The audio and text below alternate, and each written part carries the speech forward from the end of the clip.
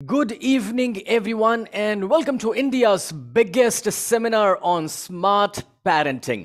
दोस्तों, आपने as a parent अपने बच्चों को बहुत सारी चीजें अभी तक दी होगी, but let me tell you, आपका ये 3 दिन का वर्कशॉप अटेंड करना, 12th, 13th and 14th of April का ये जो 3 दिन का live totally free smart parenting का वर्कशॉप हमने ऑर्गेनाइज किया है, इस वर्कशॉप को अटेंड करना आपने अपने बच्चों को सबसे बड़ा तोहफा देने का डिसीजन ले लिया है. So let's have a round of applause for each and everyone out there जो आज इस वर्कशॉप को अटेंड कर रहे हैं.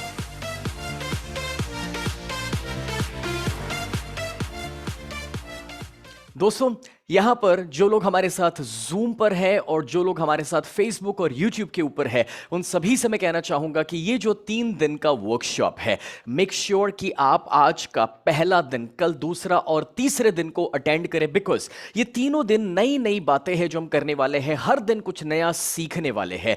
फ्रेंड्स, चलिए सबसे पहले मैं शुरू करना चाहता हूं एक छोटे से सवाल के द्वारा. एंड द क्वेश्चन इज कि क्यों हमने एक बच्चे का प्लानिंग किया. Now this is a very important question जो हर एक पेरेंट को मैं पूछना चाहता हूं, जो ऑलरेडी पेरेंट बन चुके हैं और या फिर जो फ्यूचर में बनने वाले हैं.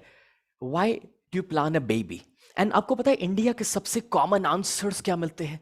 आपको हैरानी होगी जान करके कि कॉमन आंसर मिलता है क्योंकि वंश को आगे चलाना था, इसीलिए बच्चे का प्लानिंग किया. या फिर कभी कभार तो यह सुनने को मिलता है, सर उम्र हो गई थी ना, इसीलिए हमने बेबी प्लान कर लिया. और ऐसे भी लोग मुझे मिल जाते हैं कहने वाले कि सर हमारे परिवार ने, समाज वालों ने हमें फोर्स किया इसलिए. और जो चौथा रीजन है ना, वो तो बड़ा शॉकिंग है, बस मैं पढ़ूंगा और बहुत कुछ आप उसमें से समझ जाएंगे. और वो चौथा रीजन है, अरे बाप रे, मैं प्रेग्नेंट हो गई. दोस्तों, सच कहूं, अगर इनमें से कोई रीजन है तो ना कहीं हम टोटली मिस आउट कर रहे हैं कि क्यों हमें फैमिली प्लानिंग करना चाहिए. And this are the reasons जो 80% लोग कॉमनली मुझे देते हैं. But let me tell you, आप में से जो भी यहां पर पेरेंट हैं, उन सभी से मैं कहना चाहूंगा कि एक बच्चे का प्लानिंग करना, हमारी जिंदगी में एक बच्चे का होना, एक तरीके से कुदरत का हम पर भरोसा करना है, विश्वास रखना है. And it is a very big privilege कि हमारे द्वारा दुनिया में हम कुछ ऐसा लेकर आ रहे हैं जो समाज में, लोगों की जिंदगी में और दुनिया में एक पॉजिटिव परिवर्तन लाने वाला है. And this has to be the primary purpose of planning a baby. Guys, अगर आप भी ये मानते हैं, then type out yes in the chat box if you firmly, certainly, 100% believe this. I am seeing so many people typing out yes in the chat box and I'm so happy for that. Thank you so much, guys. Friends, देखिए एक बात तो पक्की है कि हमें एक बच्चे का प्लानिंग तभी करना चाहिए कि जब जाकर के हम physically, mentally, economically and emotionally ready हो. बिकॉज जब हम एक बच्चे का प्लानिंग करते हैं दोस्तों, तो हमारी physical fitness, mental fitness, emotional stability और खास करके इकोनॉमिकल स्टेबिलिटी बहुत मैटर कर जाती है. और जब ये सारी चीजें कंबाइन होती है ना, तभी जाकर के हम अपने बच्चे को वो माहौल, वो एनवायरमेंट, वो टूल्स दे सकते हैं जो एक्चुअली उसकी जरूरत है. फ्रेंड्स, आज का प्रोग्राम, ये 3 दिन का वर्कशॉप जो है ना, वो 2 टाइप के लोगों के लिए सबसे ज्यादा जरूरी है. एक जो ऑलरेडी पेरेंट बन चुके हैं, चाहे आपका बच्चा 1 साल का हो या 20 साल का हो, अगर आप एक पेरेंट है तो ये वर्कशॉप आपको बहुत ज्यादा हेल्प करने वाला है. और दूसरा, जो लोग फैमिली प्लानिंग कर रहे हैं, जिनका फ्यूचर में बहुत जल्दी प्लानिंग है एक बच्चे को लाने का, उनके लिए ये वर्कशॉप बहुत ज्यादा हेल्पफुल है. But let me tell you कि पेरेंटिंग के कुछ कॉमन गलत फहमियां हैं, मिथ्स है इंडियंस के अंदर. चलिए सबसे पहले उसकी बात करते हैं. सबसे पहले तो लोगों को यह लगता है कि मुझे किसी और से सीखने की जरूरत नहीं है कि अपने बच्चे को बड़ा कैसे करना है. और मैं आपको यह बताना चाहूंगा दोस्तों कि पेरेंटिंग ही पूरी दुनिया में एक ऐसा जॉब है, हाँ, कि जिसकी शुरुआत एक बार हुई ना, आपके जिंदगी की आखिरी सांस तक आप एक पेरेंट बने रहते हैं. मतलब कि एक बार आपके खुद के बच्चे भी बड़े हो जाए ना, फिर उनके बच्चों को भी बड़ा करने के लिए हमें पेरेंट बने रहना पड़ता है. ये एक ऐसा जॉब है कि जिसमें एक बार आप आ जाए ना, फिर पूरी जिंदगी दोस्तों आप उस जॉब को निभा रहे हैं. अब आप सोचिए कि दूसरी कोई भी जॉब को करने के लिए आप कितनी ज्यादा पढ़ाई करते हैं, कितनी बड़ी बड़ी डिग्रियां पाने के लिए जाते हैं. बट अनफॉर्चुनेटली यहां पर एक पेरेंट बनने की जो हमारी जॉब और रिस्पॉन्सिबिलिटी रिस्पॉन्सिबिलिटी है, शायद उसके लिए हमें ऐसा लगता है कि हमें कुछ सीखने की जरूरत नहीं है। तो ये बहुत बड़ी गलतफहमी है। दूसरी चीज मैं आपके साथ शेयर करना चाहूंगा, एंड दैट इज कि मेरे पेरेंट्स ने मेरे साथ जो किया, मेरे माता पिता ने मुझे जैसे बड़ा किया, बस एग्जैक्टली वैसे मुझे अपने बच्चों को वैसे ही बड़ा करना है। नहीं, यह सच नहीं है। जिस तरीके से दोस्तों वक्त के साथ हमारे कपड़े पहनने के तरीके यानी कि फैशन का तरीका बदल चुका है, हमारे खाने पीने के तौर तरीके बदल चुके हैं, हमारी जिंदगी जीने के तौर तरीके बदल चुके हैं, बस एग्जैक्टली वैसे जिस जमाने में हमारे पेरेंट्स ने हमें बड़ा किया, उस पल के दौरान दोस्तों जो माहौल था और जिस तरीके से हमें नर्चरिंग मिला, आज के बच्चों के लिए और आज के वक्त के लिए वो टोटली अलग हो गया है। और इसलिए सेम रिप्लिकेट करना सही नहीं होगा। हमें बहुत कुछ है नया जो सीखना पड़ेगा, जो इस 3 दिन के वर्कशॉप के द्वारा आप चाइल्ड साइकोलॉजी के रूप में सीखने वाले हैं। तीसरी बहुत बड़ी गलतफहमी है और वो ये है कि मेरा जो बच्चा है ना, वो मेरे सपने पूरे करेगा। हाँ, ये बहुत बड़ी गलतफहमी है, क्योंकि सच तो ये है दोस्तों कि आपके बच्चे आपके अगर सपने पूरे करेंगे, फिर क्या होगा पता है? उनके सपने उनके बच्चे पूरे करेंगे और फिर वापस उनके सपने उनके बच्चे पूरे करेंगे। मतलब तो ये हुआ कि जो इंसान इस दुनिया में आया है वो तो अपने सपने तो पूरे ही नहीं करने वाला ना। मैं ये कहना चाहता हूं दोस्तों कि आप एज अ पेरेंट एक रोल प्ले करते हैं, एक सारथी का काम करते हैं कि जो बच्चा इस दुनिया में आया है आपके द्वारा, वो बच्चा आपके द्वारा आया है, वो आपका बच्चा नहीं है। एक्चुअली वो तो कुदरत का बच्चा है कि जो इस दुनिया में एक पॉजिटिव परिवर्तन बनाने के लिए आया है। आपको एज अ पेरेंट बस सारथी बनकर के उसे वो माहौल और सपोर्ट देना है कि जिससे वो अपनी काबिलियत को बाहर लेकर आ सके और समाज में एक बहुत बड़ा परिवर्तन ला सके। बिकॉज हर एक बच्चा एक मिशन के साथ इस दुनिया में आता है, एक बहुत बड़े पर्पस के साथ इस दुनिया में आता है। If you believe this then type I in the chat box guys, just type I in the chat box if you believe this कि हर एक बच्चे का खुद का एक पर्पस होता है। Beautiful beautiful, I am so happy जो लोग यहां पर टाइप आउट कर रहे हैं आई, बिकॉज सी आज के प्रोग्राम को इंटरैक्टिव रखिएगा। मेक श्योर कि कुछ चीजें जो मैं आपको लिखने के लिए कह रहा हूं आप लिख रहे हैं, बिकॉज आपका माइंड तभी लर्न कर सकता है जब आप अपने आप को इन्वॉल्व करने वाले हैं। दोस्तों एक और बहुत बड़ी गलतफहमी है बच्चों को लेकर, पेरेंटिंग को लेकर, एंड दैट इज कि जो पढ़ाई है वही सब कुछ है, या फिर जो एग्जाम के रिजल्ट्स है वही सब कुछ है और वही फ्यूचर है और वही जिंदगी बनाता है। And that is not 100% true. हाँ, पढ़ाई जरूरी है, एग्जाम के रिजल्ट्स अच्छे आए ये बहुत जरूरी है, बट दोस्तों वो पूरा सच नहीं है या फिर सब कुछ उसी के ऊपर आधारित है, ऐसा भी नहीं है। इस 3 दिन के वर्कशॉप के दौरान मैं आपको बताऊंगा कि आपके बच्चों का किस किस लेवल पर डेवलपमेंट जरूरी है। एग्जाम्पल के तौर पर दोस्तों हमने हमेशा बच्चों के IQ के ऊपर फोकस किया है, इंटेलिजेंट क्वोशेंट जो स्कूल और कॉलेज की पढ़ाई से डेवलप होता है। But what about EQ, emotional quotient? What about SQ, spiritual quotient? And सबसे इंपॉर्टेंट आज के लेटेस्ट जमाने में जो जरूरी है, and that is AQ, and that is adaptability quotient. जैसे कि पेंडेमिक आया, कोरोना सिचुएशन और सारा माहौल बदल गया, हमें अपनी पैटर्न से बाहर निकल करके जिंदगी जीना पड़ा और तब हमें AQ की जरूरत थी, and that is called adaptability quotient, चीजों को अडेप्ट कर पाना, राइट? सो सिर्फ स्कूल, सिर्फ पढ़ाई 100% नहीं, वो इंपॉर्टेंट है मगर वो 100% नहीं है। एंड एक और बहुत बड़ी गलतफहमी पेरेंटिंग को लेकर है, एंड दैट इज ज्यादातर फादर्स को होती है, और वो जो पिता है उसको ये गलतफहमी है कि उसको ऐसा लगता है कि मैं बाप बन गया, बस ये बोलना 4 दोस्तों के सामने जाकर के और एक स्टेटस अपलोड कर लेना सोशल मीडिया के ऊपर, बस खत्म, मेरा रोल इतना ही था। And let me tell you to all the fathers out there, पहले तो जितने भी मदर्स यहां पर अटेंड कर रहे हैं, और अगर आपके हस्बैंड्स आपके साथ नहीं है तो पहले तो उनको बुलाओ, पकड़ करके अपने बाजू में बिठाओ, बिकॉज पेरेंटिंग की रिस्पॉन्सिबिलिटी सिर्फ अकेले एक मदर की नहीं हो सकती है और सिर्फ अकेले एक फादर की भी नहीं हो सकती है। एंड समथिंग इंपॉर्टेंट, ये 3 दिन का वर्कशॉप सिर्फ आप अकेले अटेंड करोगे उसका कोई मतलब ही नहीं है, बिकॉज जो प्रिंसिपल्स जो फंडास आपके साथ में शेयर करने वाला हूं as a family, husband and wife यानी कि मदर एंड फादर, और उसी के साथ मैं कहूं कि घर में अगर दादा दादी है, नाना नानी है, चाचा चाची है, जो भी है, उन सभी को मिल करके अटेंड करना जरूरी है। बिकॉज आप जो प्रिंसिपल्स को फॉलो करेंगे अगर वो सभी परिवार वाले नहीं समझेंगे ना कहीं आपके बच्चे को आप कंफ्यूज कर देंगे, और ऐसा नहीं होना चाहिए। और इसीलिए अभी भी मैं रिक्वेस्ट कर रहा हूं कि जब हमारी सिर्फ शुरुआत हुई है और 3 दिन का वर्कशॉप बहुत ही लंबा है दोस्तों, सो मेक श्योर कि जो भी लोग अवेलेबल है उन सभी को आप बुलाइए और अपने साथ बिठाइए, ठीक है। एंड साथ ही साथ एक और बहुत बड़ी गलतफहमी, जो आखिरी गलतफहमी है पेरेंटिंग को लेकर, and that is I have to do perfect parenting. Now let me tell you, perfect parenting जैसा कुछ भी संभव नहीं है, कुछ मौजूद ही नहीं है परफेक्ट पेरेंटिंग जैसा।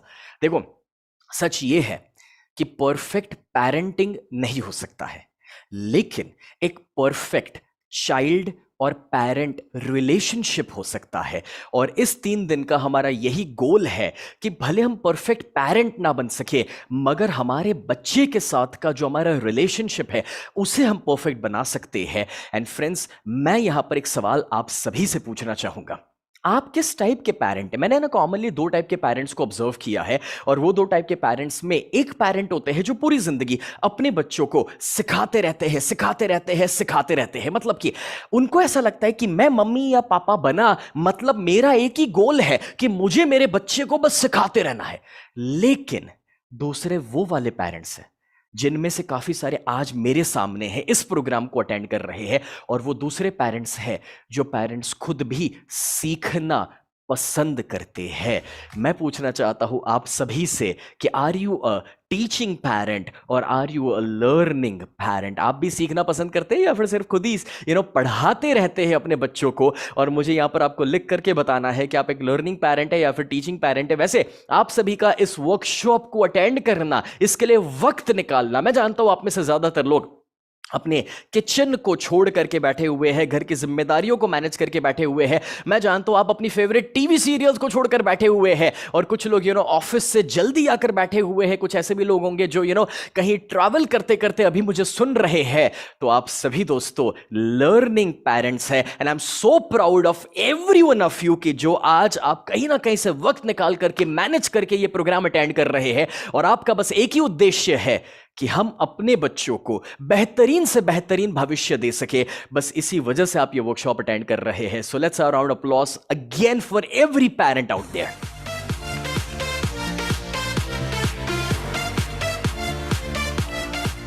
दोस्तों, जो लोग हमारे साथ यहां पर YouTube और Facebook पर हैं, उन सभी से कहना चाहूंगा कि वहां पर आपको एक लाइक यानी कि थम्स अप बटन मिलेगा, उसको हिट कर दीजिएगा। और साथ ही साथ है ना, आपको शेयर बटन भी मिलेगा। व्हाट्सएप के ग्रुप्स के अंदर, Facebook के ऊपर, हर जगह इस वीडियो को शेयर कर दीजिएगा। उसका रीजन है, देखो, जब आप वो लाइक बटन और शेयर बटन को हिट करते हैं, देखिए, इस वर्कशॉप का हमारा बस इतना ही उद्देश्य है कि ज्यादा से ज्यादा बच्चों को हम एक बेहतर फ्यूचर दे सके, और उसके लिए माता पिता को कुछ सीखना पड़ेगा, समझना पड़ेगा। और दोस्तों, जब ये वर्कशॉप शुरू ही हुआ है, और जब आप वो शेयर बटन और लाइक बटन हिट कर लेंगे ना, तो बेनिफिट ये मिलेगा कि YouTube के और Facebook के एल्गोरिदम हमें सपोर्ट करेंगे, और इस वीडियो को और लोगों तक पहुंचने के लिए हमें साथ मिलेगा, सपोर्ट मिलेगा। फ्रेंड्स, कभी कभी है ना, कुछ नेगेटिव वीडियोस को इतना शेयरिंग मिल जाता है, इतने लाइक्स मिल जाते हैं, मगर कभी कुछ अच्छा हो रहा है, और जब 3 दिन का ये टोटली फ्री वर्कशॉप है, जिसकी वैल्यू दोस्तों 10,000 रुपीज है, वो टोटली फ्री हम सिर्फ इसलिए शेयर कर रहे हैं क्योंकि अगर हमारे देश को वापस एक और बार सोने की चिड़िया बनाना है, तो हमें आने वाली पीढ़ी को तैयार करना पड़ेगा, और यही पर्पस है इस पेरेंटिंग वर्कशॉप का।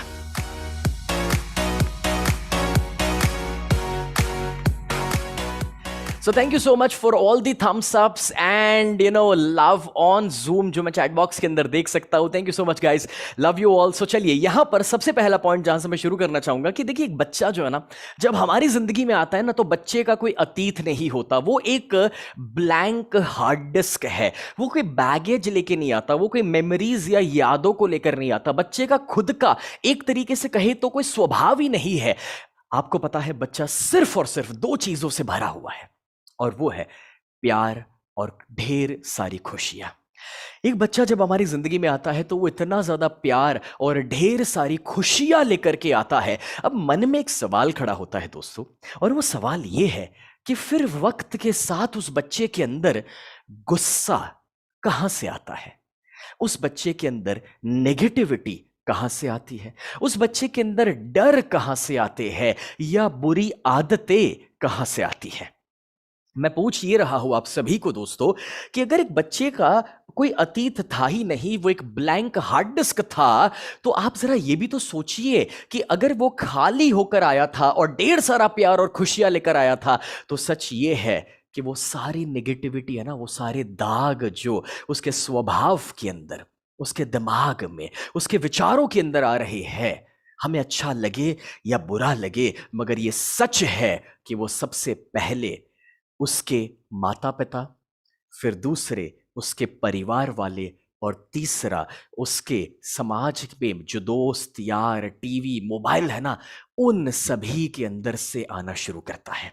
अब इसके ऊपर का एक अमेजिंग रिसर्च मैं आपके साथ शेयर करना चाहता हूं, और ये रिसर्च है ना ऑलमोस्ट 50 साल तक 1.5 करोड़ बच्चों के साथ हो चुका है। और वो रिसर्च ये कहता है कि बच्चे का खुद का जो स्वभाव और जो आदतें हैं, उसके अंदर की चाहे अच्छाइयां हो या उसके अंदर की बुराइयां हो, वो दो चीजों के कॉम्बिनेशन से बनती है। और वो दो चीजों का कॉम्बिनेशन है दोस्तों, number 1, and that is genetics. That's 49%।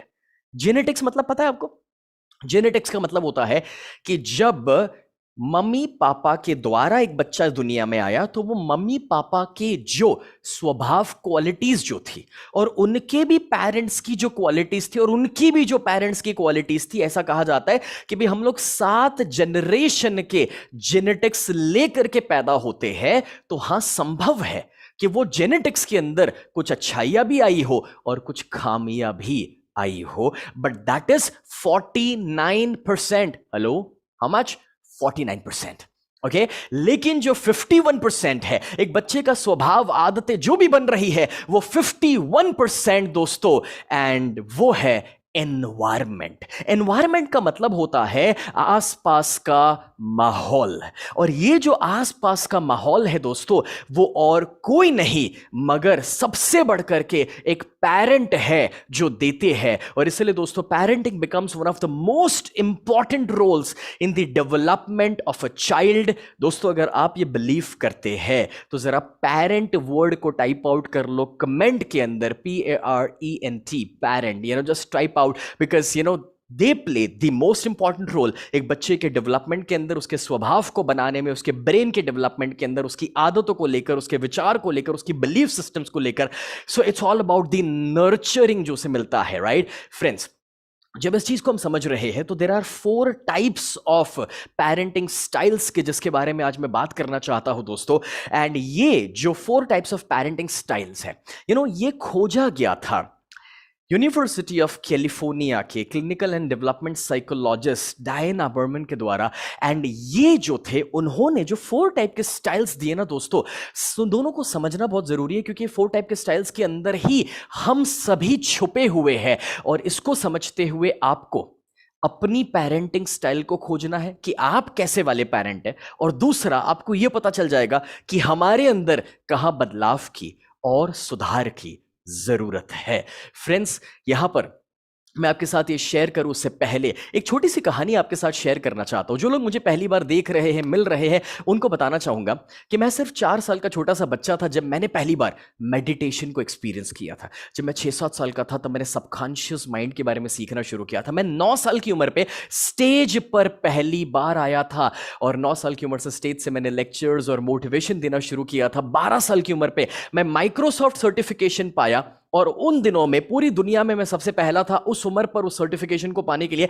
तब ये सारी चीजें जब मेरी जिंदगी में हो रही थी ना, तो ज्यादातर पेरेंट्स एक सवाल मुझसे पूछते थे, ज्यादातर लोग मुझसे पूछते थे कि भाई तुम्हारे मम्मी पापा ने तुम्हें क्या खिलाया, क्या पिलाया। और सच कहूं दोस्तों, मुझे ना कुछ स्पेशल खिलाया गया था, ना कुछ स्पेशल पिलाया गया था। कुछ बोनवीटा या कॉम्प्लेन पिलाने से बच्चा स्पेशल नहीं बन जाता। लेकिन मेरे पेरेंट्स ने एक सही चाइल्ड साइकोलॉजी को फॉलो किया था, सही पेरेंटिंग स्टाइल को फॉलो किया था, जिस वजह से मैं बहुत कम उम्र पे बहुत कुछ अलग कर पाया था। और आज मैं आपको वही सिखाने के लिए जा रहा हूं कि वो जो 4 पेरेंटिंग स्टाइल्स हैं वो कौन सी है। तो दोस्तों, आपके सामने ये जो ग्राफ है, देखिए, ये ग्राफ जो है उसमें हमने लेफ्ट साइड पर लिखा हुआ है डिसिप्लिन एंड पुश। इसका मतलब होता है कि भाई एज अ पेरेंट आप अपने बच्चे को कितना डिसिप्लिन में रखना चाहते हैं और कितना आगे बढ़ने के लिए पुश कर रहे हैं, फोर्स कर रहे हैं, ठीक है।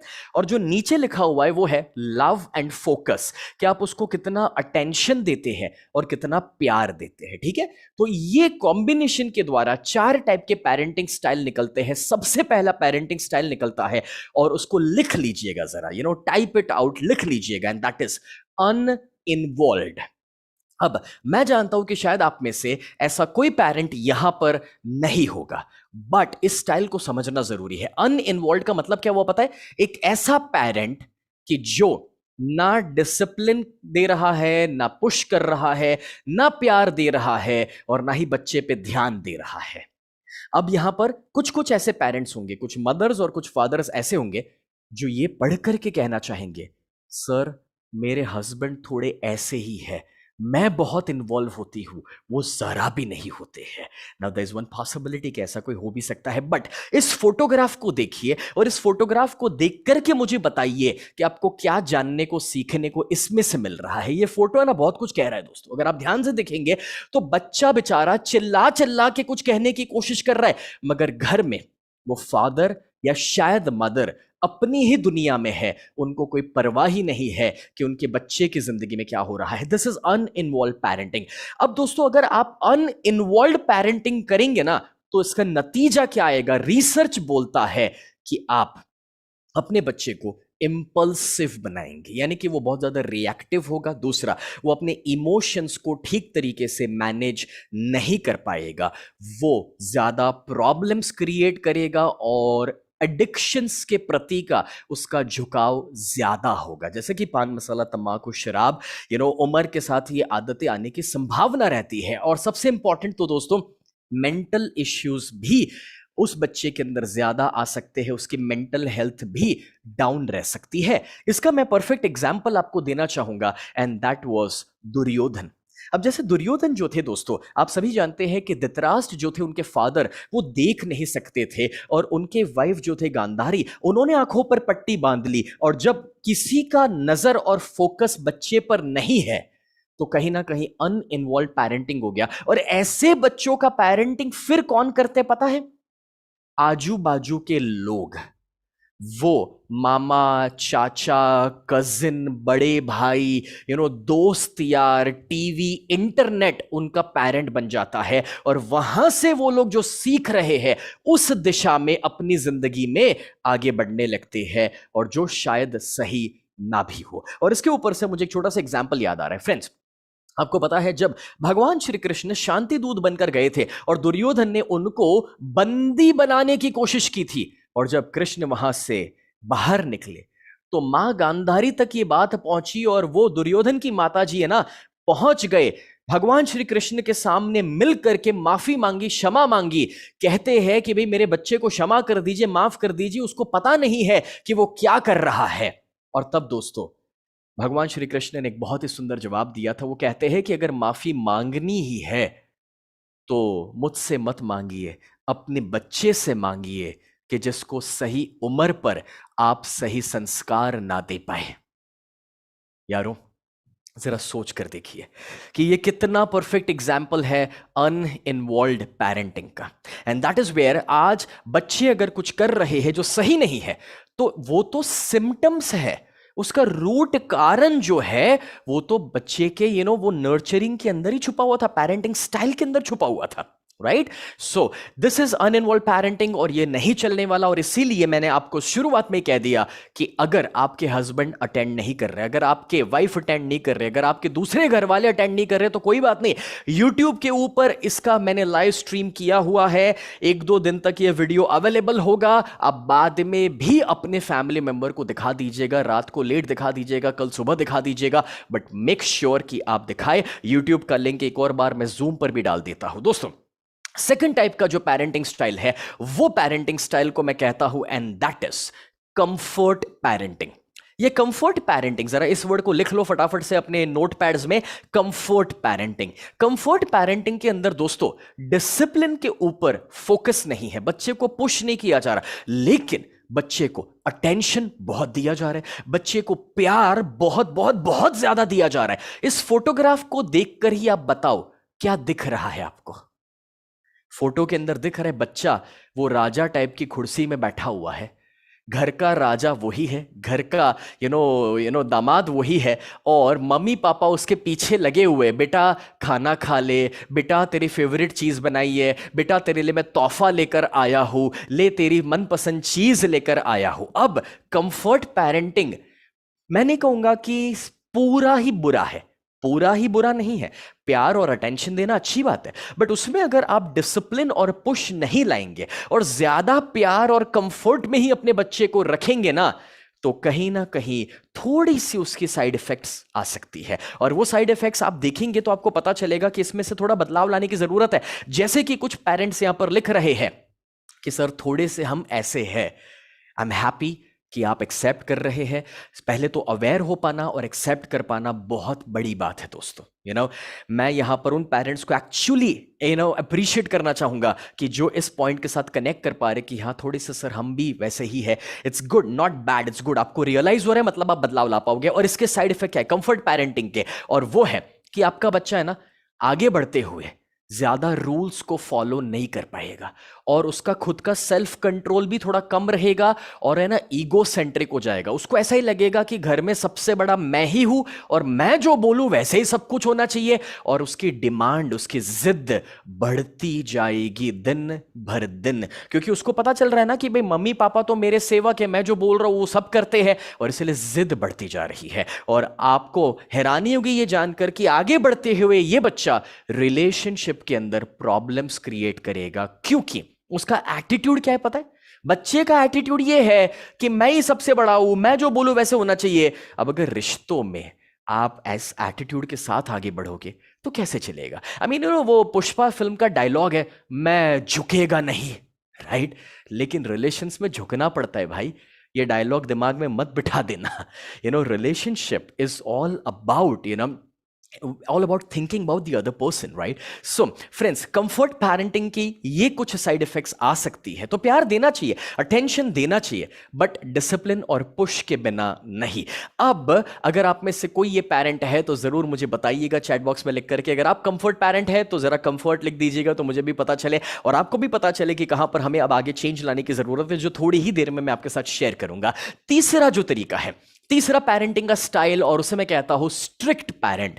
और स्ट्रिक्ट पेरेंट ऐसे पेरेंट होते हैं जो प्यार ज्यादा नहीं देते, बच्चे पे फोकस ज्यादा नहीं रखते, लेकिन वो बच्चे को बहुत ज्यादा पुश करते हैं, बहुत ज्यादा डिसिप्लिन में रखना चाहते हैं।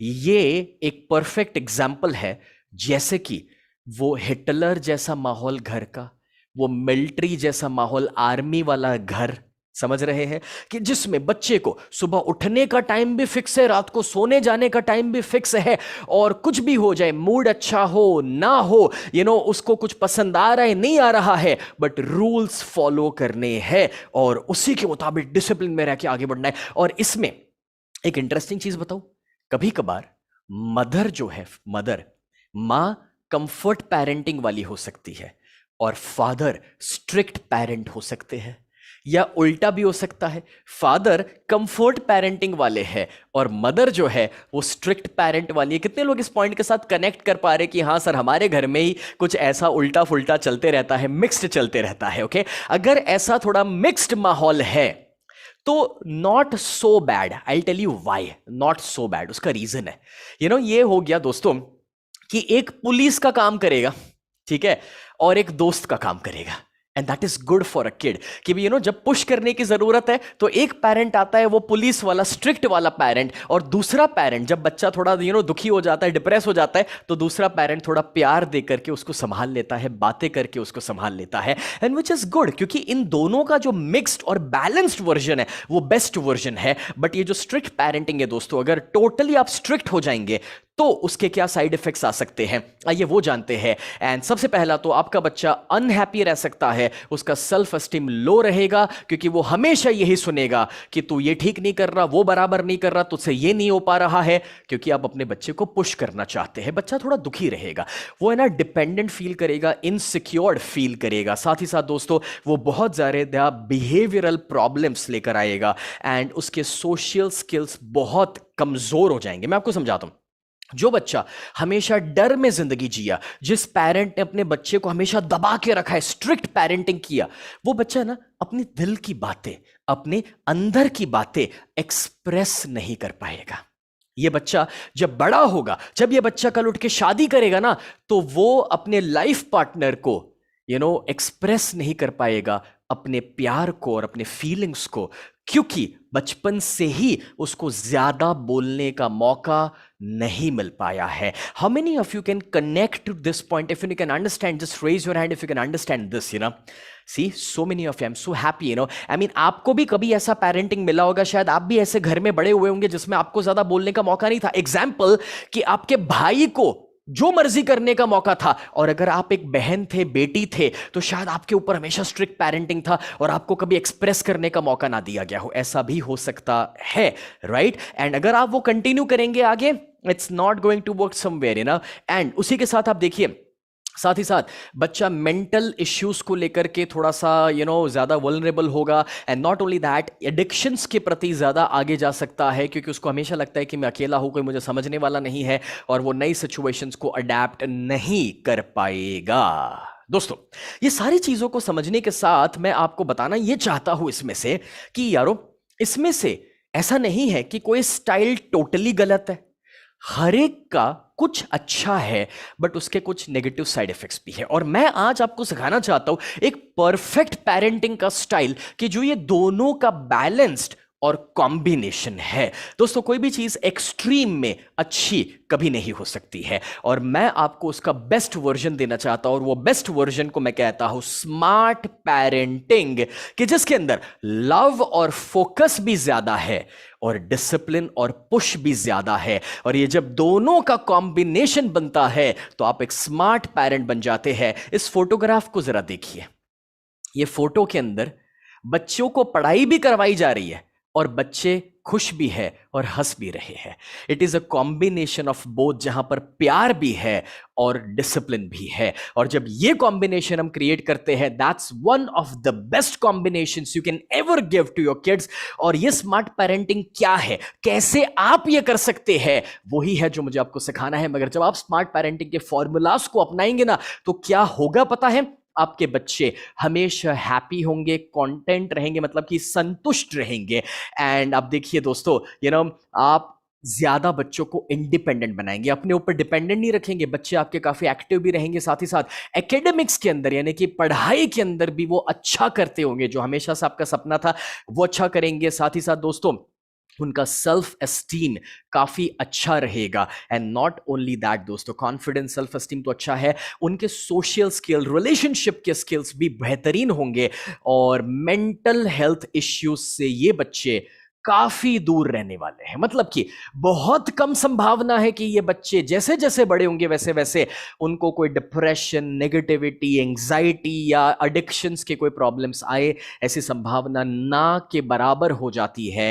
And last but not the least, best part तो स्मार्ट पेरेंटिंग का ये है कि ये बच्चे हमेशा अपने माता पिता के साथ जुड़े रहना चाहेंगे। Let me repeat this again, ये बच्चे हमेशा अपने माता पिता के साथ जुड़े रहना चाहेंगे।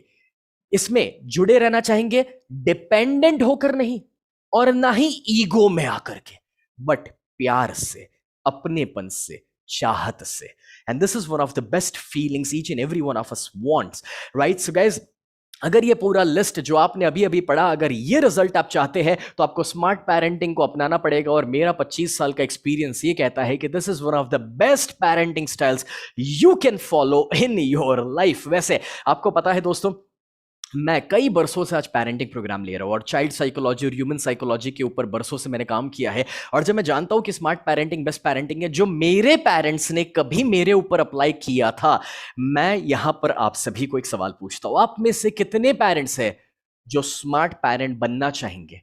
कितने पेरेंट्स हैं जो सीखना चाहेंगे कि स्मार्ट पेरेंट कैसे बना जाता है? कितने पेरेंट्स हैं जो ये सीखना चाहेंगे कि उसके साइंटिफिक और प्रैक्टिकल फॉर्मूलास क्या है? और कितने पेरेंट्स हैं जो ये सीखना चाहेंगे, इन सभी चीजों को मिला करके एंड रिजल्ट ये सीखना चाहेंगे कि आपके बच्चे मोबाइल और टीवी के अंदर बिना वजह ना रहे, आपके बच्चे करियर के ऊपर फोकस्ड रहे, सफल बने, आपके बच्चे आपको अपना बेस्ट फ्रेंड माने, आपके साथ वक्त बिताना पसंद करें? कितने लोग चाहेंगे कि आपके बच्चे एक्चुअली आगे तो बढ़े, सफल तो हो, बट समाज में भी एक पॉजिटिव परिवर्तन लेकर आए? कितने लोग चाहेंगे कि आपके बच्चे काइंड हो, हेल्पफुल हो, लोगों की मदद करे? Right? So this is what everyone wants probably. ये हर माता पिता का एक सपना है, हर माँ हर पिता ये चाहते हैं। एंड फ्रेंड्स, अब मैं आपको वही सिखाने के लिए जा रहा हूं और इन डेप्थ डिटेल में सिखाऊंगा। वैसे एक सवाल पूछता हूं दोस्तों, मुझे बताइए, जो सागर है, सागर में मोती कहां पर होते हैं? मोती कहां पर होते हैं? गहराई में होते हैं, है ना? मेरे साथ जरा इशारा करो, कहां पर होते हैं? गहराई में होते हैं, ठीक है ना? तो समझिए कि बस हमने पेरेंटिंग वर्कशॉप को शुरू किया है। जो लोग लेट ज्वाइन किए उनको बताना चाहूंगा दोस्तों कि ये 3 दिन का वर्कशॉप है, 12, 13, 14 अप्रैल, 3 दिन का वर्कशॉप। और हर रात को 9 बजे शुरू होगा, 10:15 बजे खत्म होगा। सवा सवा घंटे का लाइव सेशन है एवरी इवनिंग, जो आपके साथ मैं लेने वाला हूं। तो मैं कहना यह चाह रहा हूं इस एग्जाम्पल के द्वारा दोस्तों कि अभी तो आज का आधा दिन बाकी है और कल का और परसों का दिन बाकी है, और तीनों दिन को पूरा अटेंड करना जरूरी है, तभी जाकर के आप ये पूरा स्मार्ट पेरेंटिंग के साइंस को सीख पाएंगे। दोस्तों एक बात पक्की है, आप है ना, अगर अपने बच्चों के भविष्य को बेहतर बनाना चाहते हैं तो हमारे अंदर उसके लिए पेशेंस होना, धीरज होना बहुत बहुत बहुत जरूरी है दोस्तों। Right? And that is where यहां पर मैं आपसे भी वो पेशेंस डिमांड करता हूं कि आप 3 पूरे दिन वक्त निकाल करके पूरा अटेंड करें एंड मेक श्योर कि आप नोट्स बना रहे हैं। आपके पास एक नोटपैड होना चाहिए, पेन होना चाहिए, बिकॉज बहुत सारी इंफॉर्मेशन है जो आज आप पा रहे हैं, जो इंफॉर्मेशन आपको आगे काम लगने वाली है दोस्तों। राइट? सो यहां पर मैं आगे बढ़ूं और आगे कुछ भी सिखाऊं उससे पहले जो लोग हमारे साथ यूट्यूब और फेसबुक के ऊपर है दोस्तों, अगर आपने YouTube के ऊपर वो सब्सक्राइब बटन को हिट नहीं किया या Facebook के ऊपर फॉलो बटन को, तो फटाफट से कर लेना। उसका रीजन है, आने वाले 2 दिन भी ये प्रोग्राम उसी पर हम लाइव स्ट्रीम करेंगे, तो आप उसे मिस ना कर जाएं, ठीक है? दूसरा, जो लोग मेरे साथ इंस्टाग्राम के ऊपर कनेक्टेड नहीं है, मेक श्योर कि आप मेरे इंस्टाग्राम पेज के साथ कनेक्ट हो जाए। कोच स्नेह देसाई मेरा इंस्टाग्राम का हैंडल है और यहां पर मैं पर्सनली इस पेज को मैनेज करता हूं।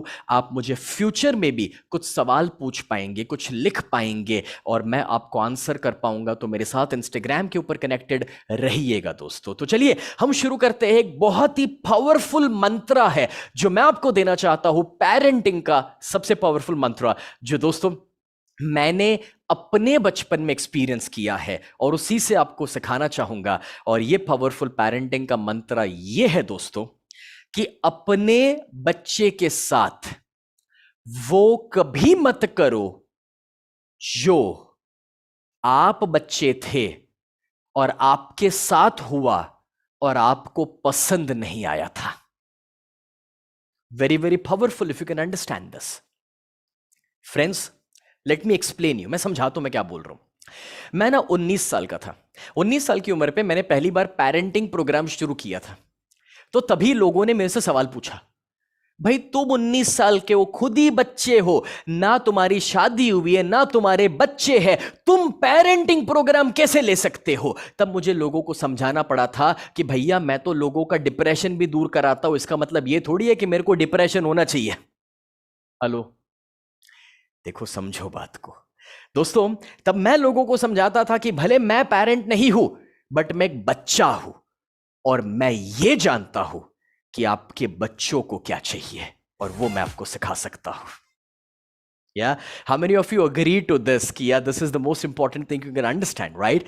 Friends, see try to understand this, it's so simple कि जब आप बच्चे थे और जो चीजें आपको नहीं पसंद आ रही थी ना, बस आपको अपने बच्चों के साथ नहीं करनी है, और जो आप बच्चे थे और जो चीज आपके साथ हुई और आपको पसंद आई है वो आपको अपने बच्चों के साथ करनी है ना। This is one of the most simplest formula जो मैं आपको सिखा सकता था। और इसीलिए जब कभी भी आप अपने बच्चों के साथ कोई भी व्यवहार करें ना, पहला सवाल अपने आप से यह पूछना है कि अगर मैं बच्चा होता और ये सेम चीज मेरे साथ कोई करता, इस तरह से मेरे साथ कोई बात करता, अगर इस तरीके से मेरे साथ कोई व्यवहार करता, इस तरीके से मुझे कोई डांट देता, तो मुझे कैसा लगता।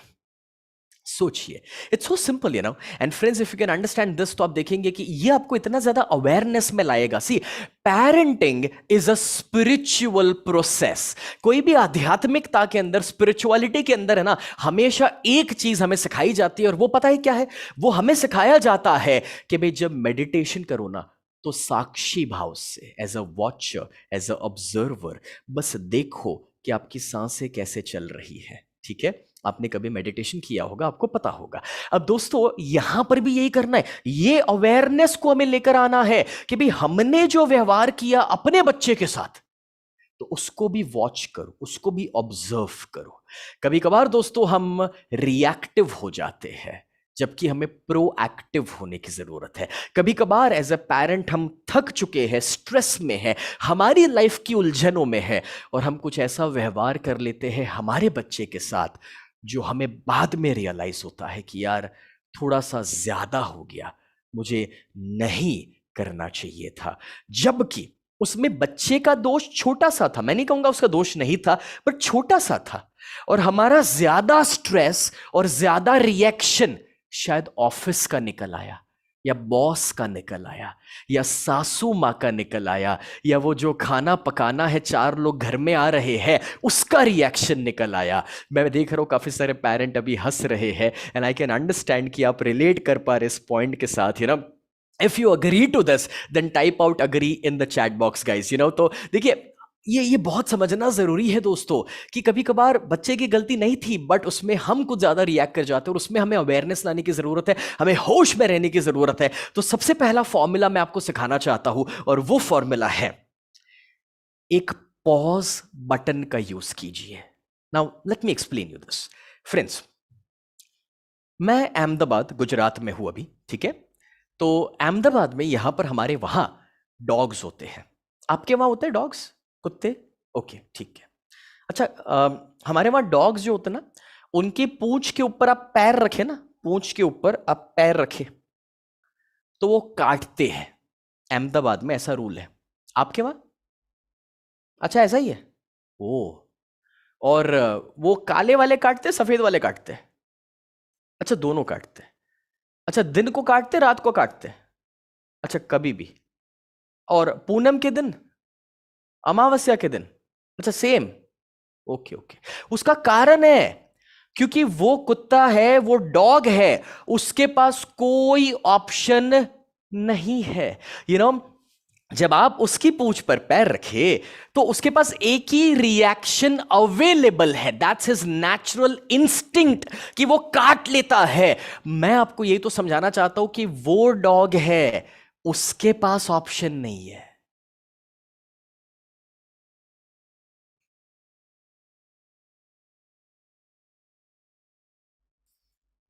अपने पास तो है ना भाई, हम तो इंसान हैं, और हम तो एक माँ है, हम एक पिता है, हम एक दादी माँ है, एक दादाजी है। नाउ जस्ट इमेजिन दिस कि हमारा बच्चा कुछ गलत करे और उसमें हम रिएक्टिव हो जाए, ये सोचे समझे बिना कि we have so many options to choose. और रिएक्शन देने से पहले बस एक चीज करनी है, पता है? एक क्षण के लिए, एक एक मोमेंट के लिए बस रुक जाइए, एक पॉज बटन का इस्तेमाल कीजिए। जब आपको यह फीलिंग आ रहा है, कहीं आपको गुस्सा आ रहा है, जब आपको फील हो रहा है कि मैं इसको थप्पड़ मार दूं, या मैं डांट दूं, या इसके ऊपर चिल्ला दूं, एक क्षण मन में 3 काउंट कीजिए, 3, 2, 1, दैट्स इट। और उसके बाद आप रिएक्ट कीजिए, और आप देखेंगे कि वो सिर्फ 3 काउंट करना, 3 सेकंड के लिए पॉज बटन का इस्तेमाल करना, फिर देखिए कि वो रिएक्शन कभी भी दोस्तों उस लेवल पर खराब नहीं होगा जो नहीं होना चाहिए था। काफी हद तक आप होश में रहेंगे, और काफी हद तक आपका व्यवहार कहीं तो समझदारी से भरा होगा, कहीं तो दोस्तों प्रोएक्टिव होगा, कहीं पॉजिटिव होगा। How many of you commit to me कि आज से आप कॉन्शियस एफर्ट डालने वाले हैं इस चीज को करने के लिए? पॉज बटन का इस्तेमाल करेंगे, 3 2 1 काउंट करेंगे और फिर रिएक्ट करेंगे, not before that. How many of you commit to me now? This is not going to be easy, let me tell you this. आपको क्या लगा था पेरेंटिंग प्रोग्राम आप अटेंड करोगे और मैं आपको एक ऐसी गोली, एक ऐसी दवाई दे दूंगा कि आप परफेक्ट पेरेंट बन जाओगे? नहीं, ऐसा नहीं होता भैया। ये जो हमारी बरसों की पैटर्न है, बरसों का स्वभाव और आदत, उसको बदलना पड़ेगा और उसके लिए कॉन्शियस एफर्ट डालना पड़ेगा। जैसे जैसे जैसे एक मसल डेवलप कराने के लिए बहुत मेहनत करना पड़ता है दोस्तों, काफी दिन महीनों तक एक्सरसाइज करते ना, तब वो मसल ट्रेन होता है। बस एग्जैक्टली वैसे हमारे ब्रेन के मसल्स को भी डेवलप कराने के लिए और वो पॉज बटन को यूज करने के लिए और शांति से, समझदारी से बच्चों के साथ रिएक्ट करने के लिए दोस्तों हमें इसको अपने ब्रेन को ट्रेन करना पड़ेगा और इसलिए कॉन्शियस एफर्ट देना पड़ेगा। क्या करना पड़ेगा? कौन सा काउंटिंग करना है? चलो अभी करेंगे। कैसे करेंगे? माइंड में बिफोर वी रिएक्ट 3 2 1 एंड फिर रिएक्ट करेंगे। And what that does is कि वो जो एनर्जी का फ्लो आया हुआ था और वो जो रिएक्शन आने वाला था और जो शायद सही नहीं था, उसमें थोड़ा सा हमें होश मिलेगा, अवेयरनेस मिलेगा, हम कॉन्शियस हो जाएंगे दोस्तों। उस वजह क्या होगा? उस वजह से ये होगा कि हम काटेंगे नहीं।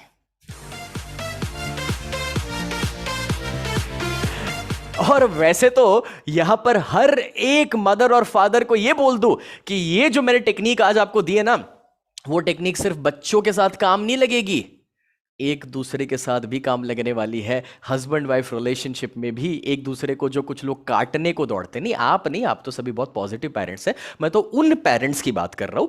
तो वो जो पेरेंट्स हैं ना, वो एक दूसरे को जो काटने को दौड़ते हैं ना, उनको भी थोड़ा होश आ जाएगा। बहुत जरूरी है समझना। क्यों मालूम है? बिकॉज काफी सारे पेरेंट्स को यह लगता है कि पेरेंटिंग का मतलब यह है कि बच्चे को कुछ सिखाना है।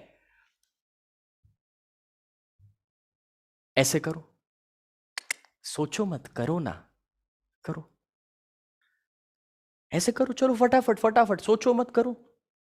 अभी मैं काउंट करूंगा 1 2 3 4 5। 5 के ऊपर क्लैप करना है। किसके ऊपर करना है? 5 के ऊपर क्लैप करना है। मैं 1 से 5 गिनूंगा, 5 के ऊपर क्लैप करना है। सभी सीधे बैठो और ऐसे हाथ रखो। 5 के ऊपर क्लैप करना है, मुझे देखते रहना। तैयार हो? ओके, 1 2 3 4 5।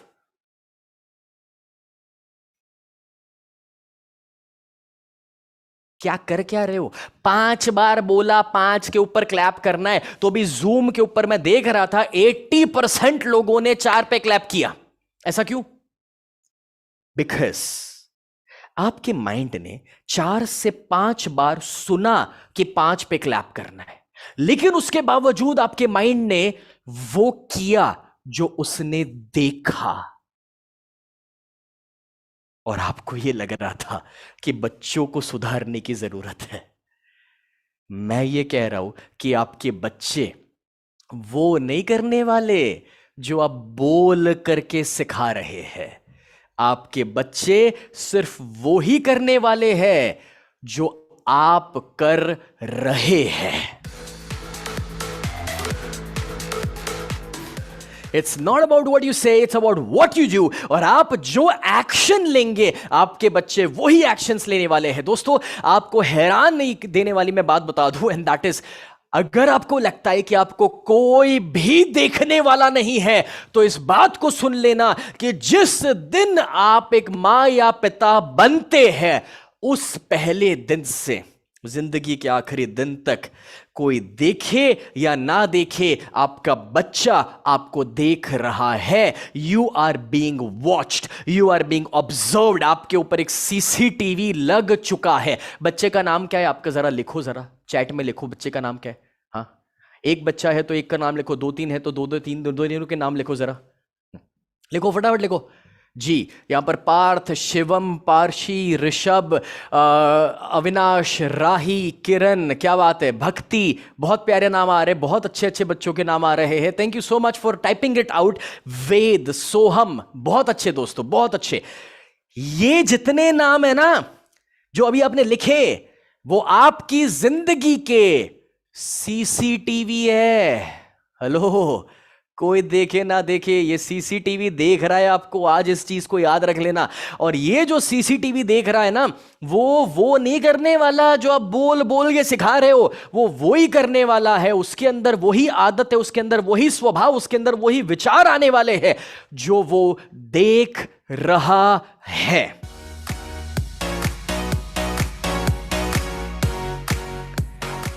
अब सुनो, मैं आपको इसकी कुछ हकीकतें बताता हूं, कुछ समझ देता हूं। एक बहुत अच्छी फिल्म आई थी, फिल्म का नाम था फरारी की सवारी।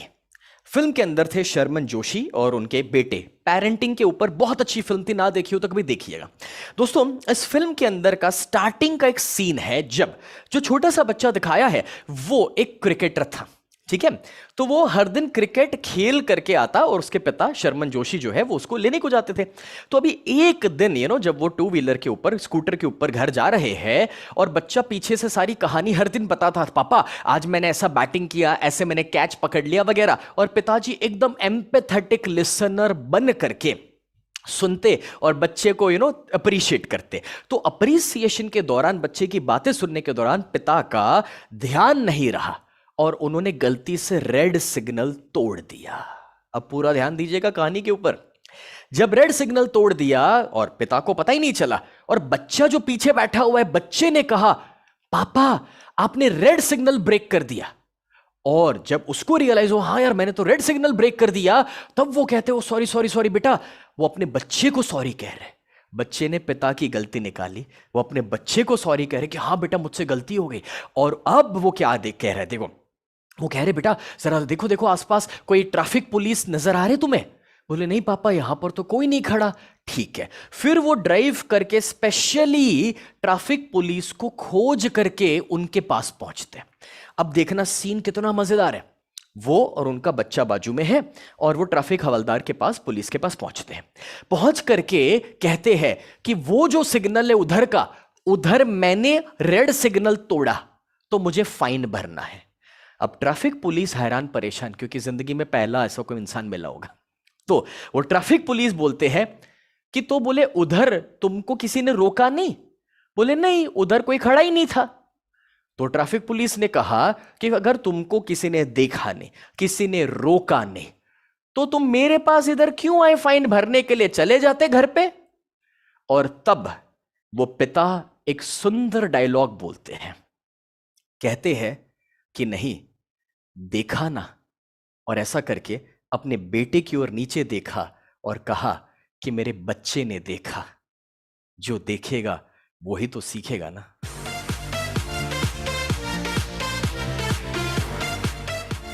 सच अ ब्यूटिफुल सीन। जब पहली बार इस सीन को इस फिल्म के अंदर, फरारी की सवारी के अंदर मैंने देखा था, I was so positively overwhelmed in terms of कि यार कितना सुंदर तरीके से डायरेक्टर ने दिखाने की और समझाने की कोशिश करी है कि दोस्तों सारा पेरेंटिंग इसी एक सीन के अंदर छुपा हुआ है। और मैं आपको यहां पर समझाना यह चाह रहा हूं दोस्तों कि अगर आप अपने बच्चे को स्पेशल बनाना चाहते हैं, ग्रेट बनाना चाहते हैं ना, तो हमेशा याद रखिएगा, it's not what you say, it's what you do. आप जो करेंगे आपका बच्चा वो ही करने वाला है। अब चलिए मैं आपसे यहां पर एक छोटा सा एग्जाम्पल कहना चाहूंगा। देखिए, हम सब चाहते हैं ना कि हमारे बच्चों के अंदर बहुत अच्छी क्वालिटीज हो, ठीक है। तो चलो मुझे ये बताओ कि आप अपने बच्चे के अंदर कौन सी क्वालिटीज चाहते हो। जरा जरा चैट में लिख करके बताओ, what qualities do you want in your kids. आपके बच्चे जैसे जैसे बड़े होंगे तो आप कौन सी क्वालिटीज उनके अंदर चाहेंगे। Okay, so I can say, यहां पर लिखा जा रहा है honesty, sincerity, discipline, manners, responsibility, smartness, संस्कारी होना चाहिए, हम्बल होना चाहिए। मैं चैट में पढ़ पा रहा हूं ये सारे सारे ब्यूटीफुल क्वालिटीज है जो आप बता रहे हैं। एक्सट्रोवर्ट होना चाहिए, स्पिरिचुअल होना चाहिए, रिस्पेक्टफुल होना चाहिए, जेंटल, नाइस नाइस, ह्यूमैनिटी उसके अंदर होना चाहिए, खुश रहना चाहिए, हैप्पी होना चाहिए। कितना ब्यूटीफुल पॉइंट है ये, राइट। एवरीबडी वांट्स कि हमारा बच्चा हमेशा खुश रहे। क्या बात है, क्या बात है दोस्तों, सुंदर, बहुत अमेजिंग पॉइंट्स आप मुझे दे रहे हैं, थैंक यू सो मच। अब एक सवाल पूछता हूं फिर मैं आपसे। यहां पर देखो, आपने जो क्वालिटीज रखी है वही क्वालिटीज मैं दिखाने के लिए जा रहा हूं। बस अगर आप चाहते हो कि वो क्वालिटीज आपके बच्चे में आ जाए तो कुछ चीजें हमें करनी पड़ेगी। देखना, सबसे पहला, अगर आप चाहते हैं कि आपका बच्चा दूसरों की रिस्पेक्ट करे, मैं एक सवाल पूछता हूं। एज अ पेरेंट अगर आपके वहां जो काम वाला आता है या काम वाली बाई आती है, उसको अगर आप रिस्पेक्ट ना देते हो, दुत्कारते हो, या फिर डांटते रहते हो, या आपका ड्राइवर या जो लिफ्ट मैन है उसके आप नाम बुलाते हो और उसको इज्जत नहीं देते हो, या आपके वॉचमैन को आप ही बोलते हो कि साला टकलू जब देखो तब गाड़ी रुकवाता है, अभी डू यू एक्सपेक्ट कि ये सारी चीजें जो आप कर रहे हैं उसके बाद आपका बच्चा सीखेगा रिस्पेक्ट देना? या फिर एक दूसरे को, यानी कि आप अपने वाइफ को या आपके वाइफ आपको, अगर एक दूसरे को आप नामों से पुकारते हैं कि साली तू तो ऐसी है या तुम तो वैसे हो, अब मैं वो नाम यूज नहीं कर रहा हूं क्योंकि आज के प्रोग्राम को काफी बच्चे देख रहे हैं, आप समझ पा रहे हैं मैं जो बोल रहा हूं। नाउ डू यू एक्सपेक्ट कि वो अपनी मम्मी को इज्जत से बुलाएगा जब उसके पिता ही इज्जत से नहीं बुला रहे हैं? यू एक्सपेक्ट कि अगर आप अपने हस्बैंड को कोई वैल्यू ना दे और कुछ उनके नाम अलग अलग पुकारे, या ये कहे कि भाई तुमसे तो जिंदगी में कुछ नहीं हो सकता, और वो बच्चे बड़े होकर के उनके पिता की इज्जत करे या वैल्यू करे? फ्रेंड्स, मैं यहां पर कोई गलतियां नहीं निकाल रहा, बस मैं तो जो देखता हूं घर घर में और जो मैं चीजें मेरे सामने आती है काउंसलिंग्स के दौरान, बस मैं वो सारे रियल लाइफ के एग्जांपल्स आपके साथ शेयर कर रहा हूं। डोंट टेक एनीथिंग पर्सनली, क्योंकि मेरा उद्देश्य आपको डायरेक्टली कुछ बोलने का नहीं है, मैं बस आपको कुछ चीजें रियलाइज करवाना चाहता हूं। हो सकता है कि कुछ चीजें आपके ऊपर थोड़ी सी अप्लाई करे, कुछ चीजें थोड़ी ज्यादा करे, कुछ चीजें जरा भी अप्लाई ना करे, इट्स ओके, बट बस सीखना जरूरी है, समझना जरूरी है। और आज जो आप सीख रहे हैं वो अकेले ना सीखिएगा, अपने फैमिली में सभी को ये चीज समझाना जरूरी है। जब बच्चा देखता है ना कि आप अपने ड्राइवर को भी इज्जत से बुलाते हैं, जब आपके वहां जो झाड़ू पोछा लगाता है उसको भी आप रिस्पेक्ट देते हैं, तो ऑटोमेटिकली दोस्तों आपके बच्चे भी आपको भी और सभी को रिस्पेक्ट देंगे ही देंगे। बच्चे को रिस्पेक्ट सिखाना नहीं पड़ेगा। How many of you agree to this? Second, आपने क्वालिटीज में लिखा था कि बच्चे के अंदर ऑनेस्टी होनी चाहिए, बराबर ना? हर एक बच्चा ऑनेस्ट होना चाहिए, सच बोलना चाहिए। अभी इसके ऊपर से मुझे एक जोक याद आ गया। एक बार एक दरवाजे के ऊपर बेल बजा, पिता ने देखा कि कोई ऐसा इंसान आया है जिसको वो मिलना नहीं चाहते, तो अपने छोटे से प्यारे से बच्चे को बुलाया, 4-5 साल का बच्चा है, बुलाया और कहा, बेटा जाके दरवाजा खोलना और इस अंकल को बोलना कि पापा घर पे नहीं है।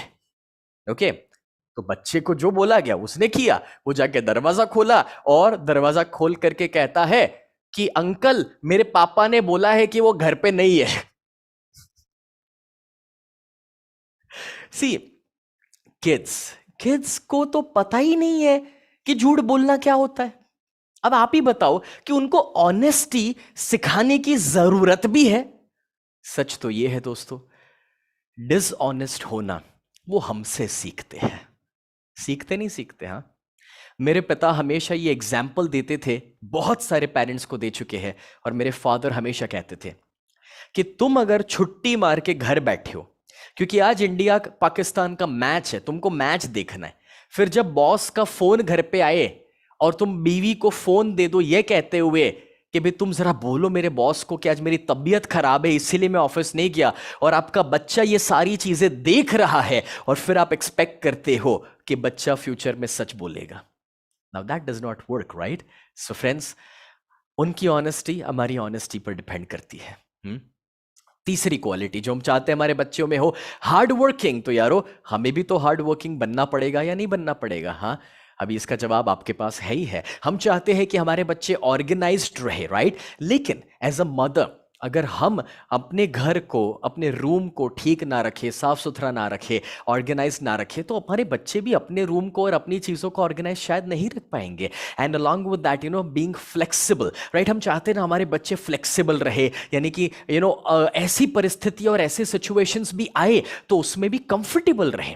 जैसे फॉर एग्जाम्पल, हर बार हमें शायद अपना पसंद का खाना ना मिले, हर बार हमें जो पसंद आए वो सब्जी नहीं होगी, हर बार हमें जो मौसम चाहिए वैसा नहीं मिलने वाला, हर बार ऐसे लोग नहीं होने वाले दोस्तों कि जिसके साथ हम कंफर्टेबल रहे। So we have to be flexible and adaptable. But उसके लिए अगर बच्चा ही ये देख रहा है कि पापा तो वो वाली सब्जी कभी खाते ही नहीं है और मम्मी इधर ये सिखा रही है बेटा ये सब्जी खानी चाहिए, सेहत के लिए अच्छी है, लेकिन पापा ही नहीं खा रहे, तो बेचारा बच्चा कैसे खाएगा बताओ।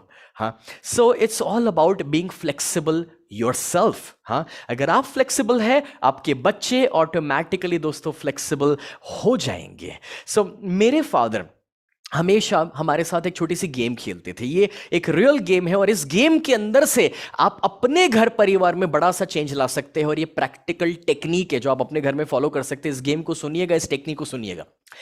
मेरे जब भी स्कूल टाइम में वेकेशंस होते थे, मैं 10th स्टैंडर्ड में आया तब तक, मेरा जब समर वेकेशन आता था तब एक हफ्ते के लिए हम लोग एज अ फैमिली एक गेम खेलते थे। ध्यान से सुनना। और ये गेम मेरे दादाजी खेल चुके हैं उनके बच्चों के साथ, यानी कि मेरे पापा और अंकल्स के साथ, और मेरे सभी अंकल्स और पापा यानी कि सभी हमारी जनरेशन जो मैं और मेरे कजिन्स उनके साथ खेल चुके हैं। ओके, और ये हमारे खानदान की एक टेक्निक और गेम है जो आपके साथ मैं शेयर करने के लिए जा रहा हूं। और वो ये थी कि जब समर वेकेशन होते थे तो समर वेकेशन जो 1.5-2 महीने का होता था उसमें एक हफ्ते के लिए हमें सब कुछ वो ही करना है जो हमें पसंद नहीं है। एग्जाम्पल के तौर पे उस एक हफ्ते में जो सब्जियां हमें नहीं पसंद है वही सब्जियां उस एक हफ्ते में बनेगी और सबको वही खानी है। उस एक हफ्ते के दौरान बेड के ऊपर अगर हमको लेफ्ट साइड सोना पसंद है और राइट साइड हमको नींद नहीं आती तो उस एक हफ्ते के दौरान राइट साइड ही सोना है। हमें हमारा वाला चद्दर और ब्लैंकेट पसंद है जिसमें ही हमको नींद आती है, तो उस एक हफ्ते के दौरान वो चद्दर और वो ब्लैंकेट मिलेगा ही नहीं। उस एक हफ्ते के दौरान वो दोस्त यार या कजिन या दोस्त जो हमको पसंद नहीं है, जिनके वहां जाना घर पे हमको अच्छा ही नहीं लगता है, उन्हीं को मिलना है और उन्हीं के घर जाना है। माय डियर फ्रेंड्स, एक हफ्ते के लिए ये पूरी गेम सिर्फ मैं अकेला नहीं खेलता था। हेलो, मेरे मम्मी पापा मेरे साथ खेलते थे, लिटरली मेरे साथ खेलते थे, एंड हम लोग मिल करके वो पूरी एक हफ्ते की प्रोसेस निपटाते थे एज अ गेम। और दोस्तों हमें इतना मजा आता था, इतना हम एंजॉय करते थे। बट ये जो पूरा साल में एक बार और ऑलमोस्ट 5-6 साल तक ये गेम मैंने खेली है, ऑलमोस्ट मैं 4th या 5th स्टैंडर्ड में आया था ना, तब से ये गेम चालू करी थी 10th स्टैंडर्ड तक। इससे इतना अमेजिंग चेंज और फ्लेक्सिबिलिटी हमारे अंदर आता था, और जो मैं अपने अंदर और मेरे सारे कजिन्स के अंदर देखता हूं कि हम लोगों के अंदर 3 शब्द उतर चुके हैं। जो लोग गुजराती है वो समझ पाएंगे, फावशे, भावशे और गमशे। इसको ट्रांसलेट करूंगा, मतलब होता है कि 3 क्वालिटीज आपके अंदर आ जाती है कि जो भी खाना परोसा जाएगा ना आप उसको एंजॉय करेंगे, जो लोग मिलेंगे आप उनके साथ मैनेज कर लेंगे, और जो भी परिस्थितियां हैं आप उसमें कंफर्टेबल हो ही जाएंगे।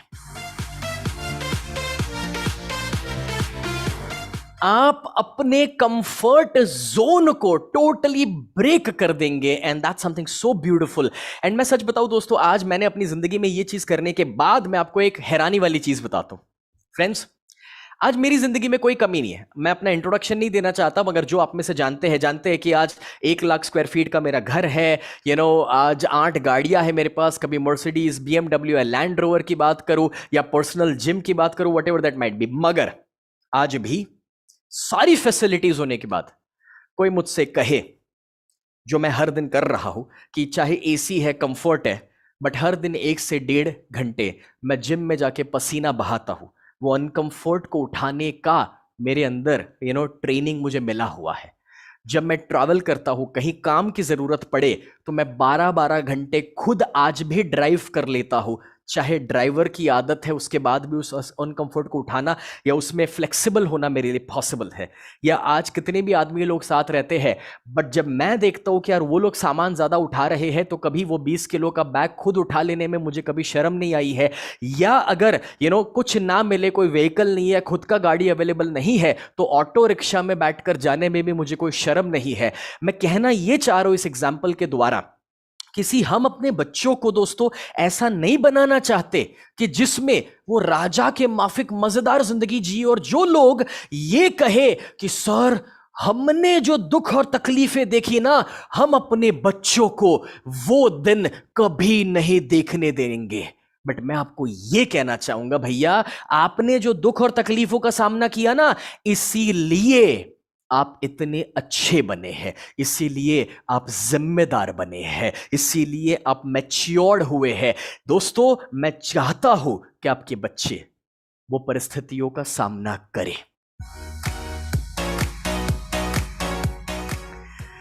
तीन दफा मैंने अपनी जिंदगी में एक गेम खेला है जो मेरे पेरेंट्स ने मेरे साथ खेला है, और वो गेम इतना पावरफुल है, आपके होश उड़ जाएंगे ये सुनकर के जब जो कहने जा रहा हूं। एंड दैट इज, फ्रेंड्स, मैं अकेला ट्रैवल करता था 12 साल की उम्र से। अहमदाबाद के बाहर जाना है, सूरत, मुंबई, हैदराबाद, मैं अकेला ट्रैवल करता था बस में, ट्रेन में। ये उन दिनों की बात है जब मोबाइल फोन्स अवेलेबल नहीं थे, ठीक है। अभी जब मैं अकेला ट्रैवल करता था तो काफी दफा मुझे मेरे पेरेंट्स ने लिटरली एक गेम के रूप में कुछ भी रुपये दिए बिना भेजा है, ये कहते हुए कि बेटा ये 2000 रुपया इमरजेंसी के लिए रख, कि तेरी जिंदगी पर कोई चीज आ जाए और तुझे हमको कांटेक्ट करना पड़े तब, बाकी तुझे अकेले निकलना है, बिना पैसे की बस लेनी है, बिना पैसे का खाना खाना है, और 3 दिन वहां पर घूम करके ये सेमिनार अटेंड करके वापस आना है। और वो मैनेज करना मैंने जब सीखा, और कैसे अपने दम पर मैं मांग कर भी पैसा मैनेज कर सकूं और खाना मैनेज कर सकूं किसी के साथ कम्युनिकेट करके, इस ट्रिक्स को जब मैंने सीखा था, वो सो अमेज की कभी किसी के ऊपर मुझे डिपेंडेंट होने की जरूरत नहीं पड़ी। अब मैं इस गेम को थोड़ा इलॉबरेट करता हूं, आप शायद समझ नहीं पाएंगे मैंने क्या कहा यहां पर, मैं आपको इसको और प्रैक्टिकली समझाता हूं।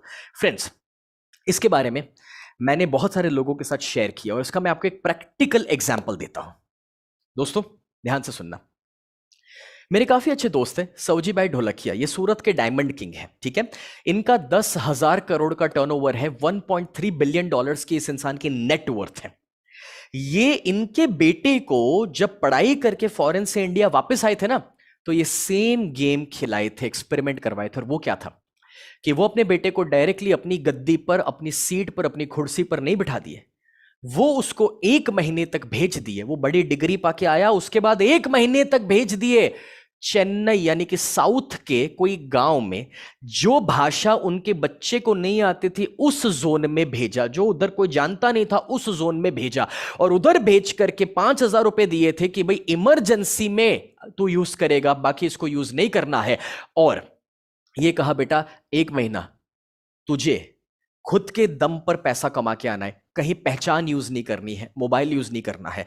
और वो बच्चा कभी सड़क पर भी सोया, कभी उसने बेकरी में भी काम किया, कभी मजदूरी भी किया। 1 महीना निकाल करके 5,000 रुपए जो इमरजेंसी के लिए दिए थे वो बचा करके वापस आया। और तब सौजी भाई ढोलकिया ने अपने बेटे को कहा कि बेटा अब तू लायक है मेरी कुर्सी पर बैठने के लिए। क्यों? क्योंकि बेटा मैंने ये धंधा शुरू किया था जब मेरे पास 4,000 रुपए नहीं थे, और मैंने 0 से 10,000 करोड़ के बिजनेस को खड़ा किया है। तू अगर डायरेक्टली बैठ गया होता ना तो तू लायक ना होता। तू 1 महीना 0 रुपये पर अपने दम पर जो करके आया है, अब तू लायक है ये चीजों को संभालने के लिए। Now friends, I'm not talking about कि आप कोई एक्सट्रीम चीजें करें अपने बच्चों के साथ, नो नॉट एट ऑल। इसमें से थोड़ा लर्निंग लीजिएगा। हाँ, सेम चीज को कॉपी पेस्ट करने के लिए नहीं कह रहा हूं। हर एक के बच्चे अलग होते हैं, बच्चे की कैपेसिटी अलग होती है, हर एक का माहौल अलग है, ठीक है ना। बट इसमें से मैं बस इतना कहना चाहता हूं कि अपने बच्चे को फ्लेक्सिबल बनाइए, आप भी फ्लेक्सिबल हो जाइए और अपने बच्चे को भी फ्लेक्सिबल बनाइए। That's what I was talking about, ठीक है ना। Okay, and along with that friends, आप चाहते हैं कि आपका बच्चा डिसिप्लिन रहे। ओके, मैं पूछना चाहता हूं, क्या आप सुबह जल्दी उठते हैं? क्या आप रेगुलर मेडिटेशन करते हैं?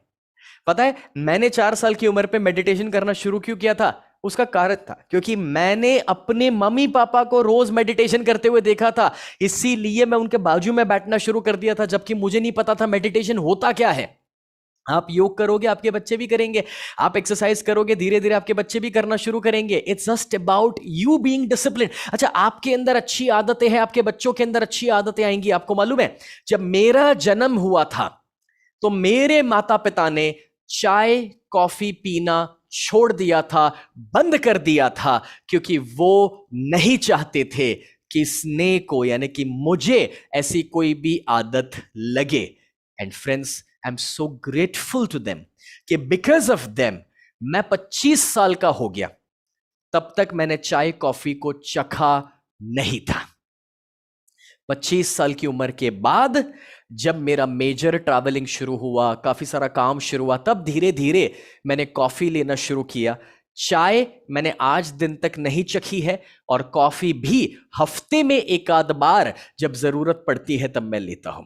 सो I hope you can understand friends, कि बिकॉज की वो बचपन में आदत नहीं मिली, वो बेनिफिट मुझे मिला। सो जब आप एज अ पेरेंट अच्छी आदतों को अपनाएंगे, आपके बच्चे भी अच्छी आदतों को अपनाएंगे। चलो वैसे एक बात बताओ जरा, कितने पेरेंट्स को आज ये फील हो रहा है कि देखो ये जो 3 दिन का वर्कशॉप है, जिसका आज तो अभी पहला दिन है, बट कितने पेरेंट्स को लग रहा है कि बॉस दिमाग के दरवाजे और ढक्कन खुल जाए वैसी बातें सीख रहे हो, सीधी दिल पे लगे वैसी बातें हैं, और एक्चुअली यही चीजें हैं जो करने की जरूरत है। उसके लिए कोई थ्योरी, उसके लिए कोई किताबों की कोई जरूरत नहीं है दोस्तों। This is something so practical and so real जो आपके साथ में शेयर कर रहा हूं। See, so many people are agreeing to this. I'm so grateful to you guys. देखिए, मुझे काफी लोग यहां पर, मैं जानता हूं कि थैंकफुल होना चाहेंगे कि ये 3 दिन का टोटली फ्री पेरेंटिंग वर्कशॉप हम कंडक्ट कर रहे हैं। बट सच बताऊं, मैं आपको थैंकफुल होना चाहूंगा कि आप अपने बच्चों को प्रायोरिटी दे रहे हैं और वक्त निकाल करके ये वर्कशॉप अटेंड कर रहे हैं। इस वर्कशॉप की सारी सक्सेस सिर्फ आपके ऊपर डिपेंड करती है दोस्तों। इसीलिए मैंने कहा कि जो यूट्यूब और फेसबुक के ऊपर है, जब आप वो लाइक बटन को और थम्स अप बटन को हिट करते हैं, शेयर बटन हिट करते हैं, दूसरे 10 दोस्तों के साथ शेयर करोगे, फेसबुक ग्रुप में शेयर करोगे, व्हाट्सएप में इस लिंक को फॉरवर्ड करोगे, तो ऑटोमेटिकली दोस्तों तभी जाकर के ये प्रोग्राम सक्सेसफुल होगा। बट अब एक और पॉइंट है यहां पर, and that is see kind and helpful. आप चाहते ना कि आपके बच्चे दूसरों की मदद करें, आप चाहते हैं कि वो काइंड बने, तो बस एक बात पक्की है दोस्तों कि अगर उनको हेल्पफुल बनाना है तो उनको आपको दिखाना पड़ेगा कि आप कितने हेल्पफुल हैं। मैं यहां पर एक छोटी सी कहानी बताने के लिए जा रहा हूं और ये आपके होश उड़ा देगी दोस्तों। This is my favourite story. Friends, आप सभी अपने बच्चों की बर्थडेज धूमधाम से मनाते होंगे, खास करके जब बच्चा 1 साल का होता है, then the first year is always special, right? एंड हम लोग सेलिब्रेट करते हैं और अलग अलग उम्र पर हम सेलिब्रेट करते हैं, बच्चों को तोहफे देते हैं, गिफ्ट देते हैं। मगर आप अपने बच्चों को सबसे बेहतरीन तोहफा क्या दे सकते हैं बर्थडे के ऊपर, वो आज मैं आपके साथ शेयर करने के लिए जा रहा हूं। फ्रेंड्स, एक छोटी सी कहानी है इसको समझने के लिए। एक बार एक इंसान, उसने बहुत तप किया, बहुत साधना की, और भगवान प्रसन्न हुए। भगवान ने पूछा कि बताओ बेटा क्या चाहिए, मांगो क्या चाहिए, मैं तुम्हें एक वरदान देता हूं। तो वो इंसान कहता है, भगवान मेरी हमेशा से एक इच्छा थी कि मैं स्वर्ग देखूं, जन्नत देखूं, आपकी दुनिया देखूं, तो बस मेरी यही इच्छा पूरी कर दीजिए। तो भगवान ने कहा तथास्तु, और उसको मौका मिला स्वर्ग देखने का, जन्नत देखने का। लेकिन हुआ कुछ ऐसा कि जब वो जन्नत में गए और भगवान जी के जो असिस्टेंट है, जैसे उनके जो टूर गाइड थे जन्नत के और स्वर्ग के, जो उनको दिखा रहे थे, वो कहते कि चलो पहले मैं आपको ना नर्क में लेके चलता हूं। कहां लेके चलता हूं? नर्क में, हेल में। उस बहाने उसके बाद अगर आप स्वर्ग देखोगे तो आपको डिफरेंस पता चलेगा, ठीक है ना? तो वो गए पहले नर्क में, हेल में। तो अभी जब वो हेल में गए तो वहां पर क्या देखा, इस इंसान ने क्या देखा? तो देखा कि भाई 56 भोग बने हुए हैं, मतलब कि इतना बेहतरीन खाना है और इतनी सारी फैसिलिटीज, कंफर्ट, लग्जरी है। तो उधर देखने के बाद इसको मन में सवाल खड़ा हुआ कि ये काहे का नर्क है, ये हेल कैसे है? इधर सब कुछ फैसिलिटी, इतने खाने की वस्तुएं, इतनी सब कुछ बनी हुई चीजें हैं, तो ये नर्क कैसे हुआ? लेकिन फिर उसने जब ध्यान से देखा तो प्रॉब्लम ये था कि सारे लोग जो नर्क में थे उनके सामने वो सारा खाना तो था, लेकिन उनके हाथ जो थे, इधर से हाथ में एक लकड़ी लगी हुई थी, लकड़ी बंधी हुई थी। इस वजह से क्या हो रहा था, वो खाना उठा तो सकते थे लेकिन वो खाना हाथ मोड़कर खा नहीं पा रहे थे, क्योंकि वो लकड़ी से हाथों को बंधा हुआ था। ठीक है, तो उसको पता चल गया कि हाँ, इसी को नर्क बोलेंगे, इसी को हेल बोलेंगे, क्योंकि खाना सामने है, सारी फैसिलिटीज सामने है, मगर तुम खा ना सको, इससे बड़ा नर्क क्या हो सकता है? तो अब ये देखने के बाद वो गए स्वर्ग में, जन्नत में। तो जन्नत में जब गए, स्वर्ग में गए, तो उन्होंने वहां पर भी सेम ऑब्जर्व किया। उधर भी बेहतरीन खाना, सब कुछ सामने, सारी फैसिलिटी, लग्जरीज, लेकिन उधर भी जितने लोग थे वो लोगों के हाथों में भी वैसे ही लकड़ी लगी हुई थी। वो लोग भी अपना हाथ मोड़ नहीं पा रहे थे। लेकिन एक फर्क था, और वो फर्क ये था कि दोस्तों, जन्नत में यानी कि स्वर्ग में वो खाना जो था, जो लोग उठा रहे थे, भले हाथ मोड़कर खा नहीं पा रहे थे, मगर वो अपने हाथों से सामने वाले को खिला रहे थे, और सामने वाला उन्हें खिला रहा था।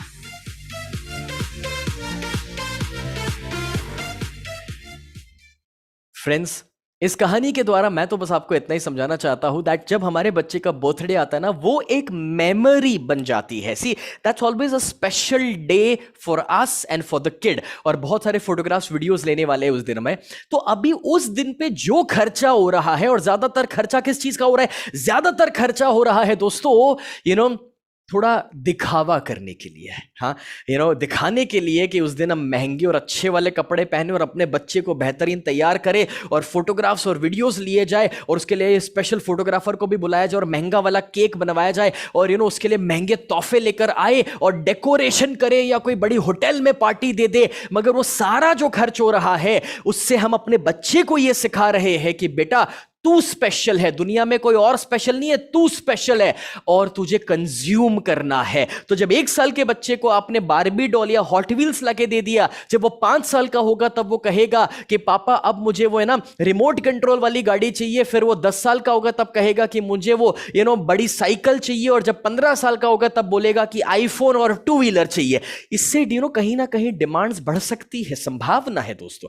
अब मैं उसके खिलाफ नहीं हूं कि आप अपने बच्चे को गिफ्ट्स ना दीजिए, मैं बस ये कह रहा हूं कि ज्यादा दिखावा नहीं या ज्यादा खर्चे नहीं, थोड़ा कीजिए, इट्स ओके, इट्स गुड, प्यार भी जताइए, बट साथ ही साथ उस दिन अपने बच्चे के नाम से और अपने बच्चों के हाथों से कहीं ऐसी जगह चले जाइए जो दोस्तों कोई एनजीओ हो सकता है, कोई ट्रस्ट हो सकता है, जहां पर एक्चुअली जरूरतमंद लोग हैं, और अपने बच्चों के नाम से और खास करके उनके हाथों से उन लोगों तक खाना हो सकता है, चॉकलेट्स हो सकती है, कपड़े हो सकते हैं, उन चीजों को पहुंचाइए जो अंडर प्रिविलेज्ड है।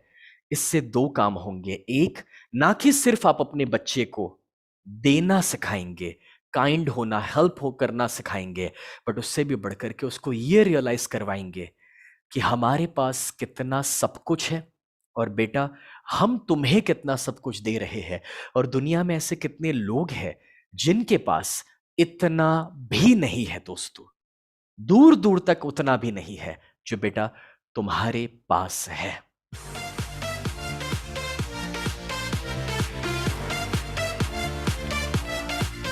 And we can really make it special, my dear friends. How many of you relate to this point? और कितने लोगों को लगता है कि genuinely हम हमारे हर एक बच्चे की बर्थडेज को इसी तरह से स्पेशल बना सकते हैं? If you agree to this, type I in the chat box if you agree to this, guys. See, यहाँ पर जितने भी लोग आज फेसबुक, यूट्यूब, जूम सभी जगह पर है ना, देखिए, आपके एक एक कमेंट भी हमारे लिए बहुत मैटर करते हैं। ऐसी इस पूरे 3 दिन के वर्कशॉप को टोटली फ्री आप तक पहुंचाने का हमारा एक ही उद्देश्य है कि भाई आप अपने जिंदगी में और अपने बच्चों की जिंदगी में पॉजिटिव चेंज ला सके दोस्तों। और जितना आप साथ देंगे, जितना इंटरैक्ट करेंगे ना, हमारे लिए ये खास बात है, बहुत स्पेशल है। आपके एक एक शब्द, आपके एक एक words, thank you so much for literally writing it out. आप जो टाइप आउट कर रहे हैं वहां पर, thank you guys, thank you so much, love you all for this. And friends, यहां पर ये जो पूरा लिस्ट आपके सामने था, so this is a very big learning कि जो क्वालिटीज आप चाहते हैं कि आपके बच्चों के अंदर आए, बस वो क्वालिटीज हमें इनकॉर्पोरेट करनी है अपने घर में, हमारे अंदर, हमारे स्वभाव में। And I am so grateful to my parents कि जिनके अंदर, फ्रेंड्स, वो सारी चीजों को मैंने ऑब्जर्व किया था, जो अच्छी बातें मुझे मेरी जिंदगी के लिए अपनानी थी। एंड दैट्स हाउ मेरा नर्चरिंग और पेरेंटिंग हुआ था। सो फ्रेंड्स, एक इंटरेस्टिंग चीज मैं आपको बताना चाहूंगा यहां पर, और वो ये है कि एक ग्रेट पेरेंट बनना इज इक्वल टू एक ग्रेट इंसान बनना। यानी कि जब कभी भी आप है ना बच्चे का प्लानिंग करते हो ना, तो बस समझ लो कि आप एक स्पिरिचुअल जर्नी में आ चुके हो, और वो स्पिरिचुअल जर्नी पर्सनल डेवलपमेंट का है, सेल्फ डेवलपमेंट का है, अपने आप को निखारने का है, बेहतर बनाने का है, एक परफेक्ट रोल मॉडल बनने का है। फ्रेंड्स, मेरे प्रोग्राम्स में ना काफ़ी सारे सेलिब्रिटीज़ आ चुके हैं, लाइक कभी अरशद वारसी आए हैं, कभी परेश रावल, कभी अजय देवगन आ चुके हैं, कभी सौरव गांगुली को मैं मिला। मुझे एक किस्सा याद आ रहा है। आपने इरफान पठान जी का नाम सुना होगा। इरफान पठान जी, उन्होंने बहुत बरसों तक इंडियन क्रिकेट को सर्व किया है, ठीक है। हम लोग एक इवेंट में साथ में थे और वो पूरा इवेंट एक्चुअली हुआ था गिविंग के लिए, डोनेशन और चैरिटी का इवेंट था हमारा। अभी उस इवेंट के दौरान बच्चों ने ही इंटरव्यू लिया इरफान पठान का, ठीक है, जो ग्रेट बॉलर रह चुके हैं इंडिया के लिए, जो वडोदरा से बिलोंग करते हैं। तो अभी उसमें एक सवाल आया था, ध्यान से सुनना। सवाल आया था, सवाल ये था कि अगर आपको एक सुपर क्वालिटी मिल जाए, जैसे कि सुपरमैन है, आयरन मैन है, कैप्टन अमेरिका, बैटमैन है, ठीक है, तो ऐसा एक सुपर पावर मिल जाए, तो वो सुपर पावर आप क्या चाहोगे, क्या मिले आपको? तो इरफान जी ने जवाब दिया था कि मैं एक ऐसा सुपर पावर चाहूंगा कि मैं ज्यादा से ज्यादा लोगों की मदद कर सकूं। ओके, तो अभी जो हमने पॉइंट किया वो कवर किया ना, जो पॉइंट वही उन्होंने कहा। और दूसरा क्वेश्चन इतना ब्यूटीफुल था, बच्चों ने पूछा आपकी जिंदगी के रोल मॉडल कौन है? ध्यान से सुनना, आपकी जिंदगी के रोल मॉडल, गुरु कौन है, जिनके जैसा अगर आपको बनने का मौका मिले तो आप बनना चाहोगे? और उसमें ऑप्शंस भी दिए थे। वो कोई भगवान भी हो सकते हैं, कोई महापुरुष भी हो सकते हैं, महात्मा गांधी भी हो सकते हैं, मदर टेरेसा भी हो सकते हैं, वगैरह वगैरह। और इरफान पठान जी ने जो जवाब दिया था वो था कि मैं अपने अब्बू की तरह बनना चाहूंगा, यानी कि मेरे फादर की तरह बनना चाहूंगा। और इस पॉइंट को उन्होंने इलॉबरेट करते हुए कहा कि मैंने बचपन से अपने फादर को देखा है और उनसे ज्यादा पॉजिटिव, उनसे ज्यादा अच्छे, उनसे ज्यादा काइंड, उनसे ज्यादा स्ट्रांग और कॉन्फिडेंट इंसान मैंने अपनी जिंदगी में कोई नहीं देखे हैं।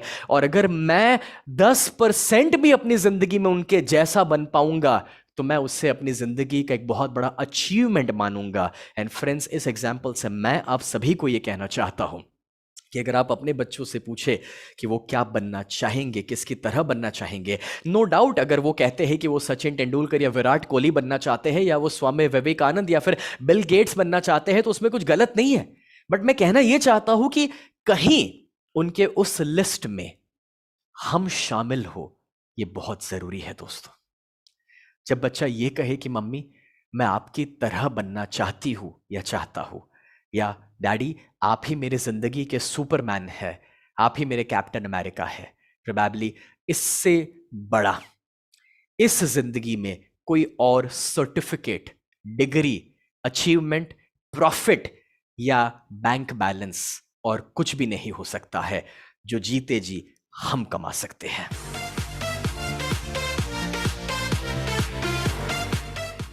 मैं नहीं जानता दोस्तों कितने लोग इस पॉइंट को समझ भी पा रहे हैं, but if you can understand this, तो बस ये बोलते हुए मेरे रोंगटे खड़े हो रहे थे। बट मैं ये कहना चाहता हूं दोस्तों, that you becoming a great example for your kids, for your family, for the people around you, for the society, शायद इससे बढ़कर के और कुछ हो ही नहीं सकता है।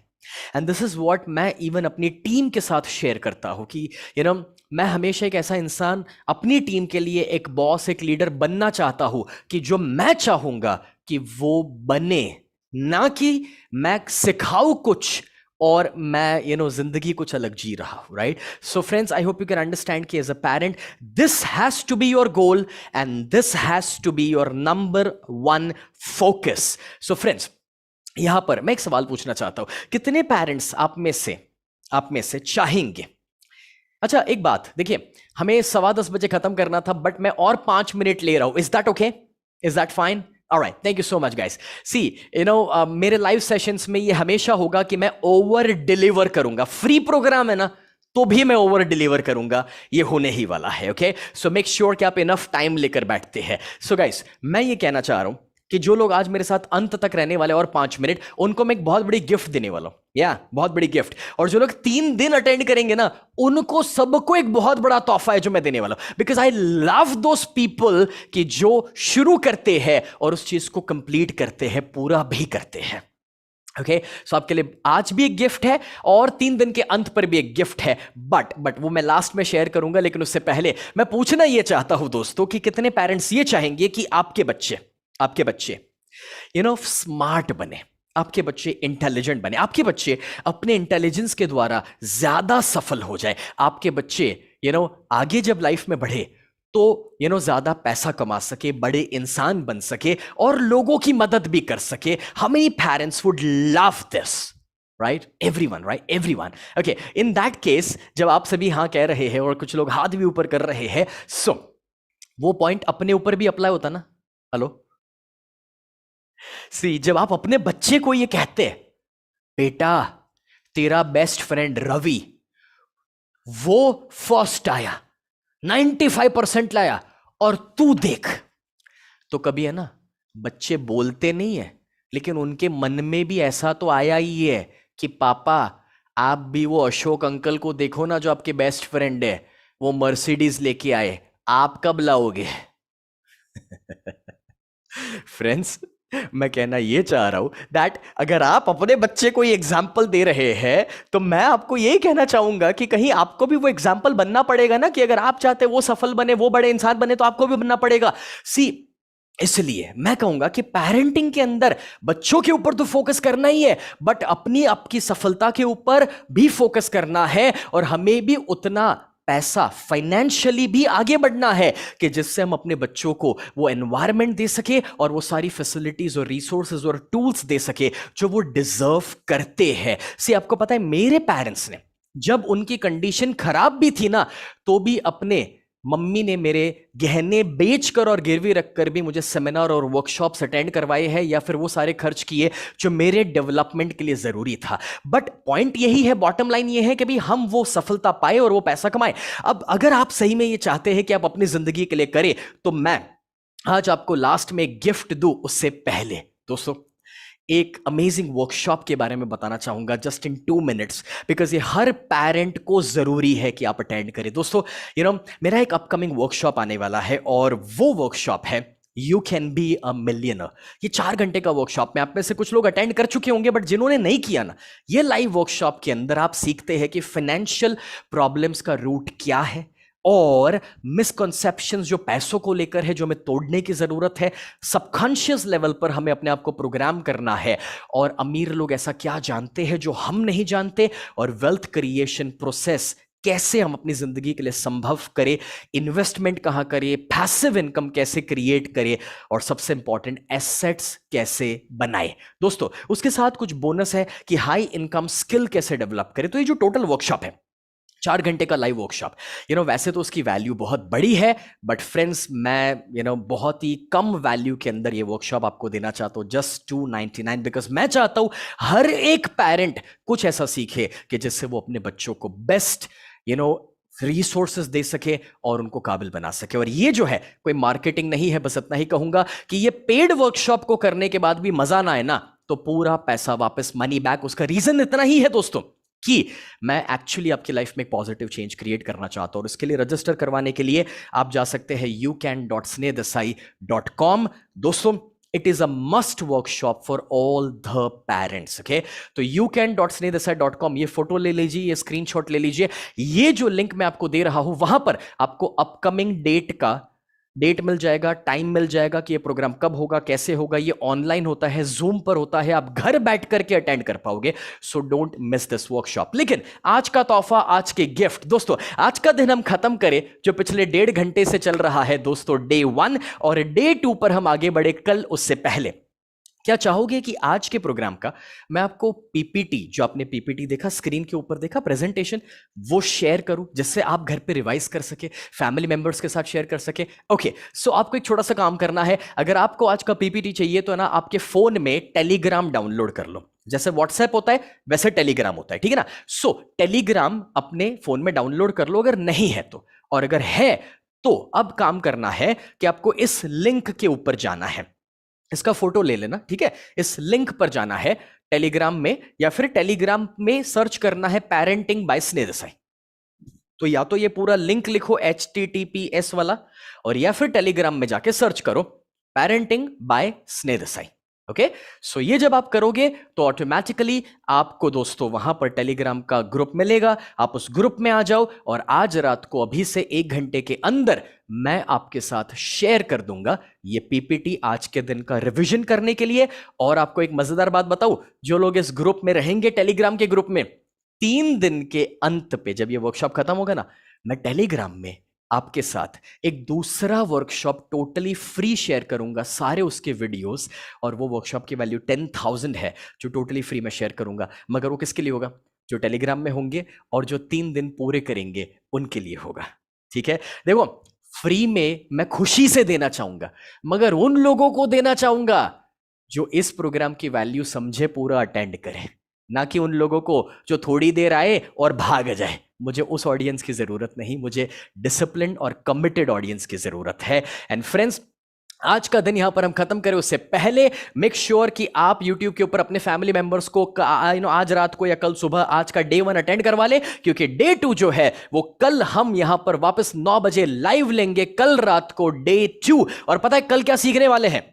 कल हम ये सीखने वाले हैं कि हम अपने बच्चों की जिद कैसे दूर करवा सकते हैं, उनके गुस्से को कैसे कम करवा सकते हैं, कैसे हम अपने बच्चे को अपना बेस्ट फ्रेंड बना सकते हैं, और कैसे हम अपने बच्चों के अंदर अच्छी क्वालिटीज डाल सकते हैं, ठीक है। सो कल ये बहुत सारी चीजें हैं जो हम सीखने वाले हैं कि कैसे हम एक नॉर्मल पेरेंट से ग्रेट पेरेंट बन सकते हैं। This is what we gonna learn tomorrow. So बहुत सारे चैलेंजेस और प्रॉब्लम्स और सवाल जो आपके बच्चों को लेकर है, उसके जवाब कल आपको मिलने वाले हैं, क्योंकि मोती कहां पर होते हैं? गहराई में होते हैं। सो फ्रेंड्स, अगर आज का सेशन आपको अच्छा लगा है तो YouTube के ऊपर सब्सक्राइब बटन को हिट कीजिए, फॉलो बटन ये Facebook के ऊपर हिट कीजिए, और वो थम्स अप और लाइक बटन हिट कर दो यार। उस बहाने YouTube और Facebook के एल्गोरिदम हमें सपोर्ट करेंगे और लोगों तक ये वीडियो पहुंचेगा यार। फ्री है, लोगों का भला कर दो। आपका एक बटन दबाने से बहुत सारे लोगों का भला होने वाला है। So thank you so much for giving me this wonderful opportunity. कल हम वापस मिलने वाले हैं 9 बजे रात को live for Day 2। Thank you, bye bye, good night.